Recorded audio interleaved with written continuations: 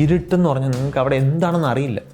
നിങ്ങൾ പേടിക്കുന്നതാണ് സേഫ്. പേടി എന്ന് പറയുന്നത് നമ്മളെന്തോ ഒരു നെഗറ്റീവ് കാര്യമായിട്ട് മനസ്സിലാക്കുന്നതാണ്. പേടി നമ്മളെ അതിജീവനത്തിന് വല്ലാതെ സഹായിക്കുന്ന ഒരു വികാരമാണ്. ഈ കറുത്ത പൂച്ച കുറുകെ കാടുന്നതിനെ പേടിയോട്ടാണ് കണ്ടിരുന്നതെന്നുണ്ടെങ്കിൽ നിങ്ങൾ ഈ പ്രായത്തിൽ ചിലപ്പോൾ നടക്കുമ്പോൾ കറുത്ത പൂച്ച കാണുമ്പോൾ നിങ്ങളൊന്ന് കൺസേൺ ഉണ്ടാകും. ഈ സുളു ഗോത്രത്തിലെ ദൈവം പ്രപഞ്ചം സൃഷ്ടിച്ചത് അദ്ദേഹം പ്രപഞ്ചത്തെ ഛർദ്ദിക്കുകയാണ് ചെയ്തത്. സ്വപ്നം കാണുകയാണ് എൻ്റെ മരിച്ചുപോയ അച്ഛൻ തിരിച്ചു വന്നായിട്ട്. രാവിലെ നോക്കുമ്പോൾ അച്ഛൻ വാതുക്കെ നിൽക്കുന്നു. നമുക്ക് അതിന് അസാധ്യമാണ്, അത് മിറക്കിൾ എന്നോ ഒക്കെ നമുക്ക് വിളിക്കാം. പ്രേതാനുഭവം എന്ന് പറയുന്നത് ഒരു റിയൽ സംഗതിയാണ്, പ്രേതമല്ല. പ്രേതാനുഭവം ദൈവമില്ല, ദൈവവിശ്വാസമുണ്ട്. അവിടെ ഡൈവോഴ്സസ് കൂടുതൽ കോമൺ ആണ്. ഇതൊക്കെ പറയുമ്പോഴും നമ്മൾ പലപ്പോഴും നമ്മുടെ നാട്ടുകാരെ ആളുകൾ ശ്രദ്ധിക്കാത്തൊരു കാര്യം, അവിടെ ലോങ് ആയിട്ടുള്ള മാരിഡ് റിലേഷൻഷിപ്പ് ഇഷ്ടംപോലെ ഉണ്ട്. അതായത് സൂയിസൈഡ് നോട്ടുകളിൽ പഠനം നടത്തിയ ആൾക്കാരുണ്ട്. അവർ കണ്ടെത്തിയിട്ടുള്ളത് ഏറ്റവും കോമൺ ആയിട്ടുള്ള റീസൺ എന്ന് പറഞ്ഞാൽ നമ്മൾ വിചാരിക്കുന്ന കടബാധ്യതയൊന്നുമല്ല, വർത്ത്ലെസ്നെസ് ഫീലിംഗ്. കുട്ടികളുടെ സ്വഭാവം മാറ്റം വന്നിട്ടുണ്ടെന്നുള്ളത് സത്യമാണ്. അത് പക്ഷേ ഇന്നത്തെ ഒരു മോഡേൺ പ്രതിഭാസം മാത്രമല്ല, എല്ലാ കാലത്തും തലമുറകൾക്ക് ഈ സ്വഭാവ വ്യത്യാസമുണ്ട്. എപ്പോഴെങ്കിലും ഞാൻ അവരെ ഫ്രീ ആക്കണം. അത് എപ്പോഴാണ്? അത് നമ്മുടെ നാട്ടിൽ പാരന്റിങ് നമ്മുടെ നാട്ടിൽ ഒരിക്കലും നിൽക്കുന്നില്ല. ഈ പാമ്പറിങ് ലോകത്ത് ഫേസ് ചെയ്യാൻ അവരെ വല്ലാതെ അവർക്ക് തടസ്സമാണ്. കാരണം അവരൊന്നും ഫേസ് ചെയ്തിട്ടില്ല. സയൻസ് കോംപ്ലിക്കേറ്റഡ് ആണ് എന്നൊരു തോന്നലുണ്ടാക്കി വെച്ചേക്കുന്നത് നമ്മുടെ വിദ്യാഭ്യാസത്തിൻ്റെ ഒരു പ്രശ്നമാണ്. ഇപ്പം നമ്മുടെ വിദ്യാഭ്യാസ സമ്പ്രദായം തന്നെ ചരിത്രം നോക്കിക്കഴിഞ്ഞാൽ, കോളനികളായിരുന്ന സമയത്ത് ബ്രിട്ടീഷുകാർ അവരുടെ ഫാക്ടറിയിലേക്ക് ജോലിക്കാരെ റിക്രൂട്ട് ചെയ്യാൻ വേണ്ടി ഡിസൈൻ ചെയ്തതാണ് പഠിപ്പിക്കൽ, ഫോർമൽ എഡ്യൂക്കേഷൻ എന്ന് പറയുന്ന പരിപാടി. അപ്പം ആ ഡിസൈനിൽ തന്നെ ആ പ്രശ്നമുണ്ട്. നമുക്ക് അവർക്ക് ക്ലാർക്കുമാരായിരുന്നു വേണ്ടത്.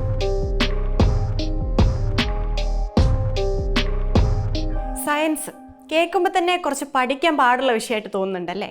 പക്ഷേ ആ ശാസ്ത്രത്തെ വളരെ ലളിതമായിട്ട് നമ്മളുടെ മുമ്പിലേക്ക് എത്തിച്ച ഒരാളുണ്ട്. ഞാനത് പറഞ്ഞപ്പോൾ തന്നെ നിങ്ങൾക്ക് ആളാരാന്ന് മനസ്സിലായിട്ടുണ്ടാവും. യെസ്, വൈശാഖൻ തമ്പി. വൈശാഖൻ തമ്പിയാണ് ഇന്ന് നമ്മുടെ ഷോയിലെ guest. Welcome Vaishakhan Thampi to the show. Thank you. Science അല്ലെങ്കിൽ ശാസ്ത്രം, കെമിസ്ട്രി, ഫിസിക്സ്, ബയോളജി ഇതൊക്കെ കേൾക്കുമ്പോൾ തന്നെ കുട്ടികൾക്ക്, അല്ലെങ്കിൽ ഞാനൊക്കെ പഠിച്ചുകൊണ്ടിരുന്ന കാലത്ത് എന്തോ ഭയങ്കര സംഭവമാണ്, പേടിയാണ് പഠിക്കാൻ എന്നൊക്കെയുള്ളൊരു കോൺസെപ്റ്റ് ആയിരുന്നു. ഇപ്പോഴും ഓൾമോസ്റ്റ് കുട്ടികൾക്കൊക്കെ അതെ. അതുപോലെ തന്നെ ഫിസിക്സിൻ്റെയും കെമിസ്ട്രിയുടെയൊക്കെ ക്ലാസ്സുകളിൽ പല കാര്യങ്ങളും നമുക്ക് പറഞ്ഞു തരുമ്പം ഇതെന്തിനാണ് പഠിക്കുന്നത്, ഇതെന്താ ഈ പറയുന്നത് എന്നുള്ളൊക്കെ ഒരു തോട്ടായിരുന്നു. പിന്നീട് വൈശാഖിൻ്റെ ക്ലാസ്സുകളിലൂടെ മറ്റുമൊക്കെയാണ് കണ്ട് മനസ്സിലാക്കിയിട്ടുള്ളത്. അപ്പോൾ ശാസ്ത്രം എന്ന് പറയുന്ന ഒരു കോംപ്ലിക്കേറ്റഡ് ആയിട്ടുള്ള വിഷയത്തെ ഇത്ര സിമ്പിളായിട്ട് ആളുകളുടെ മുന്നിലേക്ക് എത്തിക്കുക എന്നുള്ളൊരു തോട്ട് അത് ട്രിഗർ ചെയ്തത് എവിടെ നിന്നായിരുന്നു? അങ്ങനെ ഒരു തോട്ട് എനിക്ക് വന്നിട്ടില്ല. ഞാൻ ചെയ്യുന്ന പ്രവൃത്തിയിൽ അങ്ങനെ തോന്നിക്കുന്നതാണ്. അങ്ങനെ സയൻസിനെ സിമ്പിളാക്കി പറയുക എന്നുള്ളൊരു പർപ്പസ് ഞാൻ മനഃപൂർവ്വം കണ്ടിട്ടില്ല. എനിക്ക് അറിയാവുന്ന കാര്യങ്ങൾ പങ്കുവെക്കുക എന്നുള്ളത് മാത്രമാണ് ചെയ്യുന്നത്. അതിന് സിമ്പിളായിട്ടുള്ള ഒറ്റ റീസൺ എന്ന് പറഞ്ഞാൽ, എനിക്കറിയാവുന്ന കാര്യങ്ങൾ പറഞ്ഞു കൊടുക്കുക എന്ന് പറഞ്ഞ പ്രക്രിയ ഞാൻ ആസ്വദിക്കുന്ന ആളാണ്. I like doing it. ഞാൻ പ്രൊഫഷൻ കൊണ്ട് ടീച്ചറാണ്. അത് ടീച്ചറാകണം എന്നുള്ള കാൽക്കുലേഷനിൽ ടീച്ചറായ ആളാണ്. അപ്പോൾ അതുകൊണ്ട് എൻ്റെ ഉള്ളിൽ എവിടെയോ അതിനകത്തൊരു സന്തോഷം ഞാൻ കണ്ടെത്തുന്നുണ്ട്. അതുകൊണ്ടാണ് ഞാനിത് പറഞ്ഞു തുടങ്ങിയത്. പിന്നെ അതിന് പോസിറ്റീവ് ഫീഡ്ബാക്ക് കിട്ടി തുടങ്ങിയപ്പോൾ ഞാൻ തുടരുന്നു എന്നേ ഉള്ളൂ. അപ്പോൾ ഈ കോംപ്ലിക്കേറ്റഡ് ആയിട്ടുള്ള സയൻസിനെ സിമ്പിളാക്കുക എന്ന് പറയുന്നൊരു പർപ്പസ് ടു ബി ഫ്രാങ്ക് എനിക്കില്ല. അറിയാവുന്നത് പങ്കെടുക്കുന്ന കൂട്ടത്തിൽ സയൻസുമുണ്ട്. സയൻസ് കോംപ്ലിക്കേറ്റഡ് ആണ് എന്നൊരു തോന്നലുണ്ടാക്കി വെച്ചേക്കുന്നത് നമ്മുടെ വിദ്യാഭ്യാസത്തിൻ്റെ ഒരു പ്രശ്നമാണ്. അത് വിദ്യാഭ്യാസ രീതിയുടെ മാത്രമെന്ന് പറയാൻ പറ്റില്ല. വിദ്യാഭ്യാസത്തെ നമ്മുടെ സമൂഹം എങ്ങനെ നോക്കിക്കാണുന്നു എന്നുള്ള ഒരു ആറ്റിറ്റ്യൂഡുണ്ട്. അതായത് സമൂഹം വിദ്യാഭ്യാസത്തെ എന്തായിട്ടാണ് പരിഗണിക്കുന്നത്. നമ്മൾ വിദ്യാഭ്യാസം എന്തിനാണ് പരിഗണിക്കുന്നത് വെച്ച് കഴിഞ്ഞാൽ, വളരെ ലളിതമായിട്ടുള്ള ഉത്തരം, നമ്മൾ ജോലി കിട്ടാൻ വേണ്ടിയിട്ടാണ് പഠിക്കുന്നത്. പഠിക്കാൻ വേണ്ടിയല്ല. ജോലി കിട്ടണമെങ്കിൽ കുറേയൊക്കെ പഠിക്കണം, അതിനുവേണ്ടി പഠിക്കും. അപ്പോൾ സ്വാഭാവികമായിട്ടും ആ ഉദ്ദേശത്തിൽ തന്നെ ഒരു പ്രശ്നമുണ്ട്. അപ്പോൾ നമുക്ക് ഒരിക്കലും അത് ആസ്വദിച്ച് പഠിക്കാൻ പറ്റില്ല. നമ്മുടെ ഉദ്ദേശം പഠിക്കുക എന്നുള്ളതല്ല, മനസ്സിലാക്കുക എന്നുള്ള ആഗ്രഹം നമുക്കില്ല. അപ്പോൾ നമ്മുടെ വിദ്യാഭ്യാസ സമ്പ്രദായം തന്നെ ചരിത്രം നോക്കിക്കഴിഞ്ഞാൽ, കോളനികളായിരുന്ന സമയത്ത് ബ്രിട്ടീഷുകാർ അവരുടെ ഫാക്ടറിയിലേക്ക് ജോലിക്കാരെ റിക്രൂട്ട് ചെയ്യാൻ വേണ്ടി ഡിസൈൻ ചെയ്തതാണ് പഠിപ്പിക്കൽ, ഫോർമൽ എഡ്യൂക്കേഷൻ എന്ന് പറയുന്ന പരിപാടി. അപ്പോൾ ആ ഡിസൈനിൽ തന്നെ ആ പ്രശ്നമുണ്ട്. നമുക്ക് അവർക്ക് ക്ലാർക്കുമാരായിരുന്നു വേണ്ടത്. അപ്പം അതിന് വേണ്ടിയിട്ടുള്ള കാര്യങ്ങളാണ്. പക്ഷേ നമ്മൾ വിദ്യാഭ്യാസത്തെക്കുറിച്ച് പറയുമ്പോൾ പറഞ്ഞതുപോലെ നമ്മൾ സ്കൂളിൽ പഠിക്കുന്ന പല കാര്യങ്ങളും നമുക്ക് എന്തിനാണ് പഠിക്കുന്നതെന്നുള്ള സംശയം വരാം. അത് പക്ഷേ നമ്മൾ എവിടെ ചെന്നാലും നമ്മൾ ഫോർമലായി എന്തെങ്കിലും പഠിക്കാൻ ശ്രമിച്ചു കഴിഞ്ഞാൽ ഇങ്ങനെ തന്നെ അത് തുടങ്ങുന്നതെന്ന് കാണാൻ പറ്റും. ഇപ്പം സംഗീതം പഠിക്കാൻ പോകുന്ന ഒരാൾ തുടങ്ങുന്നത് സാ രീ ഗ മ എന്നുള്ള ബോറൻ കാര്യങ്ങൾ ആവർത്തിച്ച് പറഞ്ഞാണ്. ചെറിയ കുട്ടികൾക്ക് ഏറ്റവും കൂടുതൽ ബോറടിക്കുന്ന ഒരു സംഗതിയാണ് ഈ സംഗീത പഠനത്തിൻ്റെ തുടക്കം. കാരണം അവർക്ക് ഈ പർപ്പസ് മനസ്സിലാവില്ല. അവർക്ക് പാടാൻ ഇഷ്ടമായിരിക്കും, പക്ഷേ ഇതല്ല അവർ ഉദ്ദേശിക്കുന്ന പാട്ട്. ഡ്രൈവിംഗ് പഠിക്കാൻ പോകുന്ന ആൾ എന്താ ചെയ്യുന്നത്? എച്ചും എട്ടുമാണ് പഠിക്കുന്നത്. നമ്മളൊക്കെ സ്കൂളിൽ പഠിക്കുമ്പോൾ നമ്മൾ ആദ്യം പഠിച്ചത് എന്താ? ആ എഴുതാനാണ്. അന്ന് ആർക്കെങ്കിലും അതിൻ്റെ പർപ്പസ് അറിയാമോ? എന്തിനാണ് ഈ സാധനം ഇങ്ങനെ ഇത്രയും കഷ്ടപ്പെട്ട് ആ കുട്ടിയെ എന്തോരം നമ്മൾ പീഡിപ്പിക്കുന്നുണ്ട് ഇതിങ്ങനെ എഴുതി ഒപ്പിക്കാൻ വേണ്ടി. പക്ഷേ അത് പഠിച്ചതുകൊണ്ട് ഗുണമുണ്ടെന്ന് നമുക്ക് ഇന്നറിയാമല്ലോ. ഏത് സബ്ജക്റ്റ് പഠിക്കുമ്പോഴും സയൻസ് ആയാലും അതെ, അതിൽ പഠിക്കുന്ന എല്ലാ കാര്യങ്ങളും ഇമ്മീഡിയറ്റ്ലി നമുക്ക് തൊട്ട് ദിവസം പഠിച്ചിട്ട് പുറത്തിറങ്ങി യൂസ് ചെയ്യാൻ പറ്റണമെന്നില്ല. അത് ഫോർമൽ അല്ലാത്ത എഡ്യൂക്കേഷനിൽ ചെയ്യാം. ഇപ്പോൾ ഒരു ഗോത്രത്തിൽ ജീവിക്കുന്ന ഒരാൾ മുതിർന്ന ആളുകളുടെ കൂടെ ഒരു കുട്ടി പോയി വേട്ടയാടാൻ പഠിക്കുകയാണ്, അല്ലെങ്കിൽ മാനിനെ എറിഞ്ഞിടാനാണെങ്കിൽ എവിടെ എറിയണമെന്ന് പഠിക്കുകയാണ്.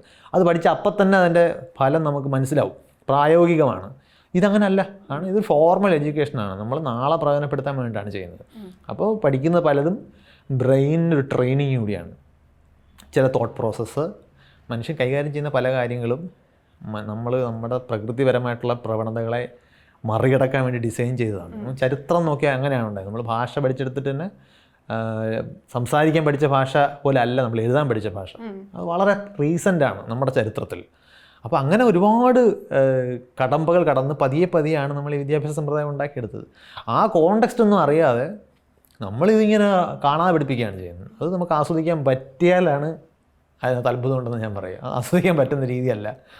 അല്ല, പക്ഷെ ആ രീതി ഒന്നും മാറേണ്ടതില്ലേ? ഇപ്പം ഒരു കുട്ടി ഇപ്പോൾ അറ്റ്ലീസ്റ്റ് 10ാം ക്ലാസ്സിൽ പഠിക്കുന്ന ഒരു കുട്ടിക്ക് ഇപ്പം ഇതെന്തിനാണ് പഠിക്കുന്നത്? ഇപ്പം അല്ലെങ്കിൽ ഒരു +2 പഠിക്കുന്ന കുട്ടിക്ക് ഫിസിക്സിൽ ഒത്തിരി ഡെറിവേഷൻസ് ഒക്കെ പഠിക്കാൻ, ഇക്വേഷൻ ഡെറിവേഷൻ. ഈ ഡെറിവേഷൻ എന്താണ്, അല്ലെങ്കിൽ ഒരു ബിഗ് ബാങ് തിയറി പഠിക്കുമ്പം ഇതിൻ്റെ ഒരു എന്താണ് സംഭവം, എന്താണ് ബിഗ് ബാങ്, അതുകൊണ്ട് എന്താണ് പിന്നീട് സംഭവിച്ചത്, ഇത്തരം കാര്യങ്ങൾ പറയുകയാണെങ്കിൽ അതൊരു ക്യൂരിയോസിറ്റിയും കൂടി ഉണ്ടാക്കുമല്ലോ. തീർച്ചയായിട്ടും ക്യൂരിയോസിറ്റി ഉണ്ടാക്കും. പക്ഷേ അത് അങ്ങനെ പഠിച്ചവരാണ് പഠിപ്പിക്കുന്നത്. ഇതിനിടയ്ക്ക് ഒരു ചെയിൻ എവിടെയെങ്കിലും ബ്രേക്ക് ചെയ്യണം. അപ്പോൾ അതിന് നമ്മൾ ക്ലാസ് റൂമിന് വെളിയിലും ഈ പറഞ്ഞതുപോലെ നമുക്ക് എത്ര ഇഷ്ടമുള്ള ഭക്ഷണമാണെങ്കിലും നമ്മൾ പിടിച്ച് കെട്ടിയിട്ടിട്ട് വായിലേക്ക് ഇടിച്ച് കയറ്റിയാൽ നമുക്ക് ഇഷ്ടപ്പെടില്ലല്ലോ, നമുക്കത് ആസ്വദിക്കാൻ പറ്റില്ല. അപ്പോൾ നമുക്ക് ആ വിഷയത്തിലൊരു രസം കണ്ടെത്തണമെന്നുണ്ടെങ്കിൽ ഈ പരീക്ഷയുടെ പ്രഷറോ ടീച്ചറിൻ്റെ വിരട്ടലോ ഒന്നും ഇല്ലാത്തൊരു സാഹചര്യത്തിൽ അതിന് വായിക്കാൻ പറ്റണം. അതിന് നമ്മൾ പ്രോത്സാഹിപ്പിക്കുക എന്നുള്ളത് നമുക്ക് ചെയ്യാൻ പറ്റും. ഈ വിഷയങ്ങളെ ക്ലാസ് റൂം സ്ട്രക്ചറിനകത്തുനിന്നും എക്സാമിനേഷൻ സിസ്റ്റത്തിന് വെളിയിലേക്ക് കൊണ്ടുവന്ന് അതിനെ കാണാനും കൂടെ പരിശീലിപ്പിക്കുക എന്നുള്ളത്. പക്ഷെ നമ്മുടെ കുട്ടികളെ അങ്ങനെ പ്രോത്സാഹിപ്പിക്കുന്നില്ല. നമ്മൾ ഇത് പഠിച്ച് അതങ്ങ് എഴുതി കഴിഞ്ഞാൽ അതോടുകൂടി ആ പണി അവിടെ ഉപേക്ഷിച്ച് വിടുക എന്നുള്ളതാണ്. നാളെ നമ്മുടെ എല്ലാ അത് കോളേജ് വിദ്യാഭ്യാസം വരെ, ഞാൻ കോളേജ് പഠിപ്പിക്കുന്ന ആളായതുകൊണ്ട് എനിക്കറിയാം, കോളേജ് വിദ്യാഭ്യാസം പോസ്റ്റ് ഗ്രാജുവേഷൻ വരെ എത്തുമ്പോഴേയും ഈ ആറ്റിറ്റ്യൂഡ് ഇങ്ങനെയാണ്. കുട്ടികൾ എപ്പോഴും തൊട്ടടുത്ത പരീക്ഷയ്ക്ക് വേണ്ടി പ്രിപ്പയർ ചെയ്യുന്നു. ആ പരീക്ഷ കഴിഞ്ഞ് അത് സപ്ലി ആയില്ലെങ്കിൽ പിന്നെ അതിനെക്കുറിച്ച് അവർ ആലോചിക്കുന്നേ ഇല്ല. അങ്ങനെ നമുക്ക് കാര്യങ്ങൾ പഠിക്കാൻ പറ്റില്ല. കാരണം നമ്മൾ സ്റ്റെപ്പ് ബൈ സ്റ്റെപ്പായിട്ടാണ് പഠിക്കുന്നത്. ആദ്യത്തെ സ്റ്റെപ്പും കൂടെ കയറി തൊട്ട് ചവിട്ടുന്നതാണ് അവസാനത്തെ സ്റ്റെപ്പിലെത്തുന്നത്. അപ്പോൾ അതില്ല, നമ്മൾ ഓരോ സ്റ്റെപ്പും മറക്കുകയാണ്. അപ്പോൾ ആ ഒരു ഫണ്ടമെൻ്റൽ പ്രശ്നം പരിഹരിക്കാതെ നമുക്ക് ഈ പറയുന്ന ഗുണം അതുകൊണ്ട് ഉണ്ടാവില്ല. ഇപ്പോൾ നമ്മുടെ സ്കൂളിലൊക്കെ, ഇപ്പോൾ ഗവൺമെൻറ് സ്കൂളുകളിലൊക്കെ നോക്കുകയാണെങ്കിൽ പരിഷത്തിൻ്റെ കുറേ പ്രവർത്തനങ്ങൾ, ക്ലാസ്സുകൾ, സെമിനാറുകൾ, ക്യാമ്പുകളൊക്കെ നടത്തുന്നുണ്ട്. അത് കഴിഞ്ഞ് സൊസൈറ്റിയിലേക്കൊക്കെ ഇറങ്ങുമ്പോൾ ഇവർ വീണ്ടും ഈ പ്രേതത്തിൻ്റെ, ദൈവത്തിൻ്റെ ഇങ്ങനെ കുറേ എന്തിൻ്റെയൊക്കെയോ ശക്തികളിലേക്കും സമൂഹത്തിൻ്റെ കുറേ അന്ധവിശ്വാസങ്ങളിലേക്കും തന്നെ തിരിച്ചിറങ്ങി പോവാണ്. പക്ഷേ പ്രൈമറി ലെവൽ തൊട്ട് പരിഷത്തിൻ്റെ ഈ സംഭവങ്ങളൊക്കെ കിട്ടുന്നുണ്ട്. അപ്പോൾ ഇത് എവിടെയോ വെച്ച് ബ്രേക്ക് ആവുന്നുണ്ട്. ആ ഒരു ബ്രേക്ക് എവിടെയാണെന്ന്? ആ ബ്രേക്ക് നമ്മൾ നേരത്തെ പറഞ്ഞ വിദ്യാഭ്യാസത്തിൻ്റെ യൂട്ടിലിറ്റി എന്താണ് എന്ന ആറ്റിറ്റ്യൂഡിൽ തന്നെയാണ് ആ ബ്രേക്ക് വരുന്നത്. അപ്പം പരിഷത്തല്ല ആര് ചെയ്താലും അതൊരു ജസ്റ്റ് ഫോർ ഫൺ ആക്ടിവിറ്റി മാത്രമായിട്ടായിരിക്കും ആളുകൾ അതിനെ കാണുന്നത്. ഇപ്പോൾ ചെയ്തോ, ഇത് കഴിഞ്ഞാൽ ഇനി വേണ്ട അങ്ങനെ പറയുമല്ലോ. 10ാം ക്ലാസ്സിലായി, ഇനി ഇങ്ങനത്തെ പരിപാടിക്കൊന്നും പോകണ്ട എന്ന് പറയുന്നത്. അപ്പോൾ 10ാം ക്ലാസ്സിലാകുമ്പോഴത്തേക്കും പിന്നെ എഡ്യൂക്കേഷനേ വേണ്ട എന്നുള്ള അർത്ഥത്തിലാണ് നമ്മൾ സംസാരിക്കുന്നത്. അതായത് പരീക്ഷ മാത്രമാണ് നമ്മുടെ മുമ്പിൽ. പരീക്ഷയുടെ മാർക്ക് തീർച്ചയായിട്ടും നമുക്ക് എന്തെങ്കിലും ഒരു മാനദണ്ഡം വേണം. പഠിച്ചുകൊണ്ടിരിക്കുന്ന എല്ലാവർക്കും ഒരുപോലെ മുമ്പോട്ട് പ്രോഗ്രസ് ചെയ്യാൻ പറ്റില്ല. നമുക്ക് ഡയറക്ഷൻസ് തീരുമാനിക്കുക എന്നതിനും ഒക്കെ അഭിരുചികൾ തിരിച്ചറിയുന്നതിനും ഒക്കെ നമുക്ക് എന്തെങ്കിലുമൊക്കെ മാനദണ്ഡങ്ങൾ വേണം. പരീക്ഷകൾ എന്തായാലും വേണം. എന്തെങ്കിലുമൊക്കെ രീതിയിൽ നമുക്ക് കുട്ടികളെ ഇവാലുവേറ്റ് ചെയ്യേണ്ട ആവശ്യം വരും. ആ ഇവാലുവേഷൻ എങ്ങനെ നടത്തണം എന്നുള്ളതൊക്കെ നമുക്ക് വേറെ തർക്കങ്ങളാണ്. ഇപ്പോൾ കുട്ടിയുടെ എല്ലാവരുടെയും മാർക്ക് കൊണ്ടുവന്നിട്ട് എല്ലാവരും കേൾക്കെ വിളിച്ച് പറഞ്ഞു കൊടുക്കേണ്ട കാര്യമുണ്ടോ എന്നൊക്കെ വേണമെങ്കിൽ നമുക്ക് ചോദിക്കാം. ആ കുട്ടിയുടെ ഇവാലുവേഷൻ്റെ റിസൾട്ട് ആ കുട്ടിയും ടീച്ചർ മാത്രം അറിഞ്ഞാൽ മതി. നമ്മൾ നോക്കുകയാണെങ്കിൽ ആ കുട്ടിക്ക് കൂടുതൽ ഇമ്പ്രൂവ്മെൻറ്റ് വേണോ, സഹായം വേണോ, അങ്ങനെയൊക്കെയുള്ള ഡിസിഷൻ നമുക്ക് എന്തായാലും എവിടെയെങ്കിലും എടുത്ത് കുട്ടിയെ നമുക്ക് അസസ് ചെയ്തേ പറ്റും. അതുകൊണ്ട് ഞാൻ പൂർണ്ണമായും പരീക്ഷയൊന്നും വേണ്ടെന്ന് പറയുന്നില്ല. പക്ഷേ എന്തിനാണ് ഈ പരീക്ഷ എന്നുള്ള കാര്യവും ഇതിൽ കൊടുക്കുന്ന ആ ഒരു ഓവർ എംഫസിസും നമുക്ക് ഇപ്പോഴത്തെ അവസ്ഥയിൽ ഇത് മോശം കാര്യമാണ്. കാരണം ഇതിൻ്റെ വിദ്യാഭ്യാസം എന്ന് പറയുന്ന സംഗതി നമ്മൾ കുറേയേറെ സ്കില്ലുകൾ നമുക്ക് കിട്ടണം. ആ സ്കില്ലുകളൊന്നും നമുക്കിപ്പോൾ അതിൻ്റെ ഭാഗമായിട്ട് കിട്ടുന്നില്ല. ഇപ്പോൾ നോക്കൂ, ഇവിടെ ഒരുപാട് പേര് ഒരു പോപ്പുലർ വാദം ഇതുമായിട്ട് ചേർത്ത് പറയാം. ഒരുപാട് പേര് പറയുന്നത് മലയാളം മീഡിയത്തിൽ പഠിച്ചുകൊണ്ട് അവർക്ക് ഇംഗ്ലീഷ് പറയാൻ പറ്റുന്നില്ല എന്നാണ്. മലയാളം മീഡിയത്തിൽ 1ാം ക്ലാസ് തൊട്ട് 10ാം ക്ലാസ് വരെ ഇംഗ്ലീഷ് പഠിക്കുന്നുണ്ട്. +1ലും +2ലും അവർ ഇംഗ്ലീഷിലാണ് ബാക്കി കാര്യങ്ങൾ പഠിക്കുന്നത്. ഈ +2 കഴിഞ്ഞ് ഡിഗ്രിയിലും അവർ പഠിക്കുന്നത് ഇംഗ്ലീഷ് ആസ് എ ലാംഗ്വേജ് അവർ പഠിക്കുന്നുണ്ട്. ഈ 15 വർഷം കഴിഞ്ഞിട്ട് ഗ്രാജുവേറ്റ് ആയിട്ടുള്ള ഒരാളിന് ഇംഗ്ലീഷ് പറയാൻ പറ്റാത്ത അയാൾ മലയാളം മീഡിയത്തിൽ പഠിച്ചോണ്ടാണോ? അതല്ല. പഠിക്കേണ്ട ഒന്നും നേരെ പഠിക്കാത്തതുകൊണ്ടാണ് പറ്റുന്നത്. ഇംഗ്ലീഷ് പഠിക്കാനുണ്ടായിരുന്നു, അത് പഠിച്ചിട്ടില്ല. നമ്മൾ തെറ്റിദ്ധരിക്കുകയാണ്. അതായത് ഇംഗ്ലീഷ് മീഡിയത്തിൽ പഠിക്കുന്ന കുട്ടി ഇംഗ്ലീഷ് നന്നായിട്ട് സംസാരിക്കുന്നുണ്ട്, ആ പഠിച്ച കുട്ടിയുടെ വീട്ടുകാർ ഇംഗ്ലീഷ് പറയുമോ എന്ന് നമ്മൾ അന്വേഷിക്കില്ല. ചിലപ്പോൾ ആ കുട്ടിക്ക് വീട്ടിൽ ഇംഗ്ലീഷ് പറയാൻ പറ്റുന്ന സാഹചര്യം ഉണ്ടാവും, അച്ഛനും അമ്മയും ഇംഗ്ലീഷ് അറിയാവുന്നവരായിരിക്കും. ആ കുട്ടി സന്ദർഭവശാൽ ഒരു പ്രൈവറ്റ് ഇംഗ്ലീഷ് മീഡിയം പോസ്റ്റ് സ്കൂളിൽ പഠിച്ചതുകൊണ്ട് പുറത്തിറങ്ങുമ്പോൾ ആ കുട്ടി ഇംഗ്ലീഷിൽ സംസാരിക്കും. പക്ഷേ അത് ആ കുട്ടി ആ സ്കൂളിൽ പഠിച്ചുകൊണ്ടാവണമെന്നില്ല. നമ്മളിങ്ങനെ അങ്ങ് വാദിക്കുകയാണ്. അതുപോലെ +2 എനിക്ക് സയൻസ് മനസ്സിലാകാതെ പോയതിന് കാരണം ഞാൻ മലയാളം മീഡിയത്തിൽ പഠിച്ചതുകൊണ്ടാണ്. +2 വന്ന +1 പെട്ടെന്ന് എല്ലാം ഇംഗ്ലീഷിലായി. അതിനകത്തും വളരെ പ്രശ്നം പിടിച്ചൊരു വാദമാണത്. കാരണം നമ്മൾ +1 വരുമ്പോൾ ഭാഷ മാറി, സമ്മതിച്ചു, ഫിസിക്സ് മാറിയില്ല. നമ്മൾ 10ാം ക്ലാസ്സിൽ ത്വരണം എന്ന് വിളിച്ചതാണ് +1 ആക്സിലറേഷൻ എന്ന് വിളിക്കുന്നതെന്ന് പഠിച്ചാൽ തീരുന്ന പ്രശ്നമേ അവിടെ ഉള്ളൂ. പക്ഷേ ത്വരണം എന്താണെന്ന് മനസ്സിലാക്കിയ ആളിനെ ആക്സിലറേഷൻ പിന്നെ മനസ്സിലാവും. ഇത് ത്വരണം മനസ്സിലാക്കാതെ വന്നേക്കുന്നത്. ആ വാക്ക് കേട്ടിട്ടുണ്ട്. നമ്മൾ വിചാരിക്കും ആക്സിലറേഷനെ ത്വരണമെന്ന് പഠിച്ചാൽ കുഴപ്പമൊന്നും അല്ല. പ്രശ്നം ത്വരണം എന്താണെന്ന് പഠിച്ചില്ല. അപ്പം അതാണ് ഞാൻ നേരത്തെ പറഞ്ഞ പ്രശ്നം. ടീച്ചേഴ്സ് അത് ത്വരണം ഇതാണ് അല്ല, അതാണ് ഞാൻ പറഞ്ഞത്. അത് അവിടെ പഠിപ്പിക്കേണ്ട കാര്യമൊന്നും ഇല്ലെന്നേ. ഇപ്പോൾ +1 വരുന്ന ഒരാളിനടുത്ത് നിങ്ങൾ 10ാം ക്ലാസ്സിൽ പഠിച്ച ത്വരണത്തെയാണ് നമ്മളിവിടെ ആക്സിലറേഷൻ എന്ന് വിളിക്കുന്നത് എന്ന് പറഞ്ഞാൽ ത്വരണം അറിയാവുന്ന കുട്ടിയുടെ പ്രശ്നം പരിഹരിക്കപ്പെട്ടു കഴിഞ്ഞു. അപ്പോൾ അത് ആക്സിലറേഷനാണ്, കഴിഞ്ഞു. പക്ഷെ അങ്ങനെ അല്ല, ത്വരണം എന്താണെന്ന് പഠിച്ചിട്ടില്ല. അത് ആക്സിലറേഷൻ ആണ് വിളിക്കുന്നത് പഠിച്ചുകൊണ്ട് ആ പ്രശ്നം പരിഹരിക്കപ്പെടത്തില്ല. ആക്സിലറേഷൻ ഒന്നേന്ന് പഠിക്കേണ്ടി വരും. അവിടെയാണ് ഈ ഗ്യാപ്പ്. ഞാൻ പറയുന്നത് നമ്മൾ വിദ്യാഭ്യാസത്തെ എങ്ങനെ കാണുന്നു എന്നുള്ളതും വിദ്യാഭ്യാസം കൊണ്ട് ഗുണമില്ലാത്തതിൻ്റെ കാരണമൊക്കെ നമ്മൾ തെറ്റിച്ചാൽ മനസ്സിലാക്കി വെച്ചേക്കാം. അത് തെറ്റിച്ച് മനസ്സിലാക്കുന്നത് മാത്രമല്ല, ആളുകൾ ഇത് അങ്ങോട്ടും ഇങ്ങോട്ടും പറഞ്ഞങ്ങ് പ്രചരിപ്പിച്ച് വെച്ചിട്ടുമുണ്ട്. ഇതൊരു വലിയ പ്രശ്നമാണ്. വിദ്യാഭ്യാസത്തെ നമ്മൾ കാണുന്നതിനകത്ത് ഫണ്ടമെൻ്റലി പ്രശ്നമുണ്ട്. അത് നമ്മൾ ഭാഷ പഠിക്കുന്നത് പോലെ തന്നെയാണ് ഹിസ്റ്ററി പഠിക്കുന്നത്, അതുപോലെ തന്നെയാണ് മാത്സ് പഠിക്കുന്നത്. അങ്ങനല്ല, ഓരോ വിഷയത്തിനും അതിൻ്റെ അപ്രോച്ചുണ്ട്. നിങ്ങൾ ഇംഗ്ലീഷ് പറഞ്ഞു പഠിച്ചാലേ പറയാൻ പറ്റൂ. അല്ലാതെ നിങ്ങൾ MA ഇംഗ്ലീഷ് പാസ്സായാലും നിങ്ങൾക്ക് ഇംഗ്ലീഷിൽ കമ്മ്യൂണിക്കേറ്റ് ചെയ്യാൻ പറ്റില്ല. കാരണം ഇംഗ്ലീഷിൽ വെർബൽ കമ്മ്യൂണിക്കേഷനും റിട്ടൺ കമ്മ്യൂണിക്കേഷനും വേറെ ഗെയിംസ് ആണ്. നിങ്ങളിതെല്ലാം കഴിഞ്ഞിട്ട് OMR ടെസ്റ്റ് എഴുതിയാണ് പാസ്സാകുന്നുണ്ടെങ്കിൽ നിങ്ങൾ എങ്ങനെയാണ് ലാംഗ്വേജ് എബിലിറ്റി ടെസ്റ്റ് ചെയ്യുന്നത്? നിങ്ങൾക്ക് അറിയാവുന്ന ഉത്തരം AIൽ ആണെന്ന് കരുതി നിങ്ങൾ ബബിൾ ചെയ്തപ്പോൾ B ആയിപ്പോയി. നിങ്ങൾക്കത് അറിഞ്ഞുകൂടാന്നാണ് കമ്പ്യൂട്ടർ വിലയിരുത്താൻ പോകുന്നത്. പ്രശ്നമല്ല, നിങ്ങൾക്ക് ബബിൾ തിരിച്ച് മാറിപ്പോയതാണ്. പക്ഷെ നമ്മൾ പരീക്ഷാ സമ്പ്രദായം എളുപ്പമാക്കുക, എത്ര പെട്ടെന്ന് വാല്യുവേഷൻ നടത്താമെന്നാണ് ആലോചിക്കുന്നത്. അപ്പോൾ നമ്മൾ അങ്ങനെ ഇതിനെല്ലാം ട്വിസ്റ്റ് ചെയ്ത് വെച്ചിട്ടുണ്ട്. സമൂഹത്തിൽ ആർക്കും വലിയ പ്രശ്നമായിട്ട് തോന്നാത്തതുകൊണ്ട് ഇതിങ്ങനെ തന്നെ പോകും. നമുക്ക് എപ്പോഴും ഒരു ബ്ലെയിം ചെയ്യാൻ എന്തെങ്കിലുമൊക്കെ കാണും, നമ്മളത് പറഞ്ഞിങ്ങനെ പോവുകയാണ്. ചെറുപ്പം തൊട്ടേ കുട്ടികൾ കേരളത്തിൽ പ്രത്യേകിച്ച് പ്രേതത്തിന് പേടിയുള്ള കുട്ടികളായിരിക്കും. മീൻസ് ഓൾമോസ്റ്റ് ഒരു പ്രായം വരെ പ്രേതത്തിന് പേടിയായിരിക്കും. ഇപ്പം നമ്മളൊരു ചെറുപ്പത്തിൽ തന്നെ ഇപ്പോൾ പ്രേതത്തിന് നമുക്ക് സ്വന്തമായിട്ട് എന്തായാലും അറിയില്ല, വീട്ടിൽ നിന്നോ അവിടെ നിന്ന് ഇവിടുന്നൊക്കെ കേട്ടുള്ള അറിവായിരിക്കും. അപ്പോൾ ഇതൊരു കാലത്തായിരിക്കുമല്ലോ ഈ പ്രേതം എന്ന് പറയുന്ന ഒരു കോൺസെപ്റ്റ് ഉണ്ടായി വന്നിട്ടുണ്ടാവുക. പക്ഷേ നമ്മൾ അതിന് മുന്നിലേക്ക് പോവുകയാണെങ്കിൽ നമുക്ക് പേടിക്കാൻ വേറെയും, മനുഷ്യൻ്റെ എവല്യൂഷൻ സമയത്ത് നമുക്ക് പേടിക്കാൻ വേറെയും കുറേ കാരണങ്ങൾ, ശത്രുക്കൾ ഉണ്ടായിട്ടുണ്ടല്ലോ. ഇപ്പോൾ മൃഗങ്ങളെ പോലെ, ദുരന്തങ്ങൾ പോലെ നമുക്ക് പേടിക്കാൻ ഒത്തിരി വേറെ സംഭവങ്ങൾ ഉണ്ടായിട്ടുണ്ട്. അപ്പോൾ ഈ പേടിക്കാൻ ഒന്നും ഇല്ലാത്തപ്പോൾ നമുക്ക് പേടിക്കാൻ വേണ്ടി ഒരു സാധനത്തിനാണെങ്കിൽ പ്രേതത്തിനെ വിചാരിക്കാം. അല്ലാതെ ഈ പേടിക്കാനുള്ള സാധനങ്ങൾ ഉള്ളപ്പോൾ തന്നെ പ്രേതത്തിനെ കൊണ്ടുവന്നതിൻ്റെ പിന്നിൽ എന്താ? പ്രേതം എന്ന് പറയുന്നത് പേടിക്കാനൊന്നും ഇല്ലാത്തതുകൊണ്ട് ഫില്ല് ചെയ്തതല്ല. പ്രേതവിശ്വാസം പോലുള്ള സൂപ്പർ നാച്ചുറൽ ആയിട്ടുള്ള കാര്യങ്ങളുള്ള വിശ്വാസം വരുന്നത് മനുഷ്യന് അനിശ്ചിതത്വത്തോടും നിഗൂഢതകളോടുമുള്ള പേടിയാണ്. പേടി എന്ന് പറയുന്നത് നമ്മളെന്തോ ഒരു നെഗറ്റീവ് കാര്യമായിട്ട് മനസ്സിലാക്കുന്നതാണ്. പേടി നമ്മളെ അതിജീവനത്തിന് വല്ലാതെ സഹായിക്കുന്ന ഒരു വികാരമാണ്. കാരണം ചില കാര്യങ്ങളെ പേടിച്ചില്ലെങ്കിൽ നമ്മൾ അപകടത്തിൽപ്പെടും. പരിണാമപരമായിട്ട് നമ്മൾ നെഗറ്റീവ് എന്ന് പറയുന്ന പേടി, ടെൻഷൻ, ഇതിനെല്ലാം അതിൻ്റെ ഒരു പർപ്പസ് ഉണ്ട്. നിങ്ങളുടെ പ്രത്യേക കാര്യം കാണുമ്പോൾ പേടിക്കുകയും സ്ട്രെസ്ഡ് ആകുകയും ചെയ്യുമ്പോൾ നിങ്ങളുടെ കണ്ണ് ഡൈലേറ്റ് ആവും, കൂടുതൽ പ്രകാശം അകത്തേക്ക് എടുക്കുക, കൂടുതൽ ഇൻഫർമേഷൻ കിട്ടുക എന്നുള്ളതാണ്. കൂടുതൽ നിങ്ങളുടെ ശ്വാസോച്ഛ്വാസം വേഗത്തിലാകുമ്പോൾ നിങ്ങൾ കൂടുതൽ ഓക്സിജൻ അകത്തേക്ക് എടുക്കും. ഹൃദയമിടിപ്പ് കൂടുമ്പോൾ ബ്ലഡ് കൂടുതൽ ശരീരത്തിൻ്റെ പല ഭാഗങ്ങളിലേക്ക് പോകും, മസിൽസിലേക്ക് കൂടുതൽ ബ്ലഡ് എത്തും. ഓടേണ്ടി വന്നാലോ ഫൈറ്റ് ചെയ്യേണ്ടി വന്നാലോ ശരീരത്തിന് അധികം എനർജി ആവശ്യമുണ്ട്. അപ്പോൾ അതിനുവേണ്ടി ശരീരം പ്രിപ്പയർ ചെയ്യുകയാണ് ചെയ്യുന്നത്. അപ്പോൾ ഇതിൽ ശരീരം ഡേഞ്ചറസ് ആയിട്ട് പെർസീവ് ചെയ്യുന്ന പല കാര്യങ്ങളോടും ഇങ്ങനെയാണ് നമ്മൾ പ്രതികരിക്കുക. എന്താണ് ഡേഞ്ചറസ്? ഡേഞ്ചറിൽ ഏറ്റവും പ്രധാനപ്പെട്ട ഒരു കാര്യം അൺസർട്ടനിറ്റി ആണ്.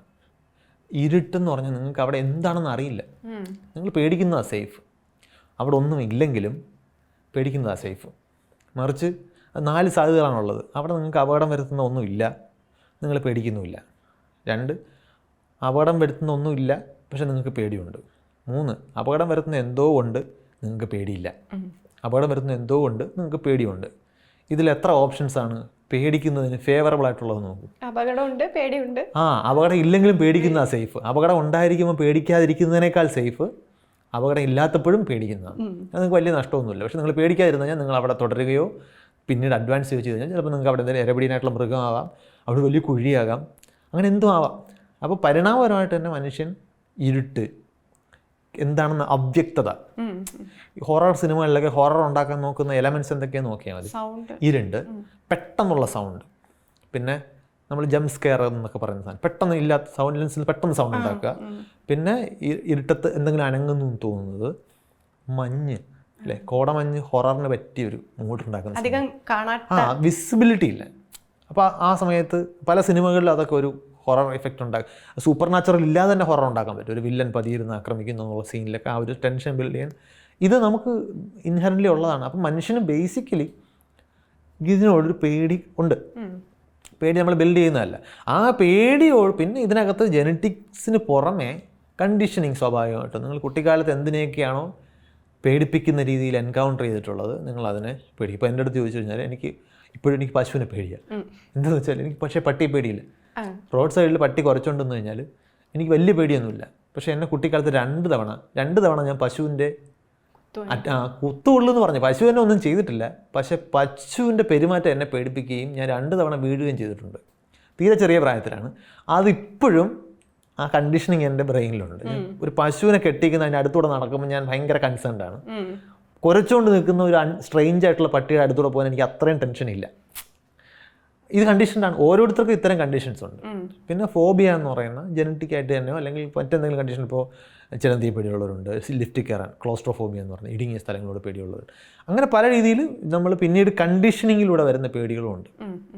ആ കൂട്ടത്തിൽ വരുന്ന കണ്ടീഷനിങ് ആണ് ഈ കൾച്ചറൽ ട്രഡീഷൻസിലൂടെ വരുന്ന പ്രേതം.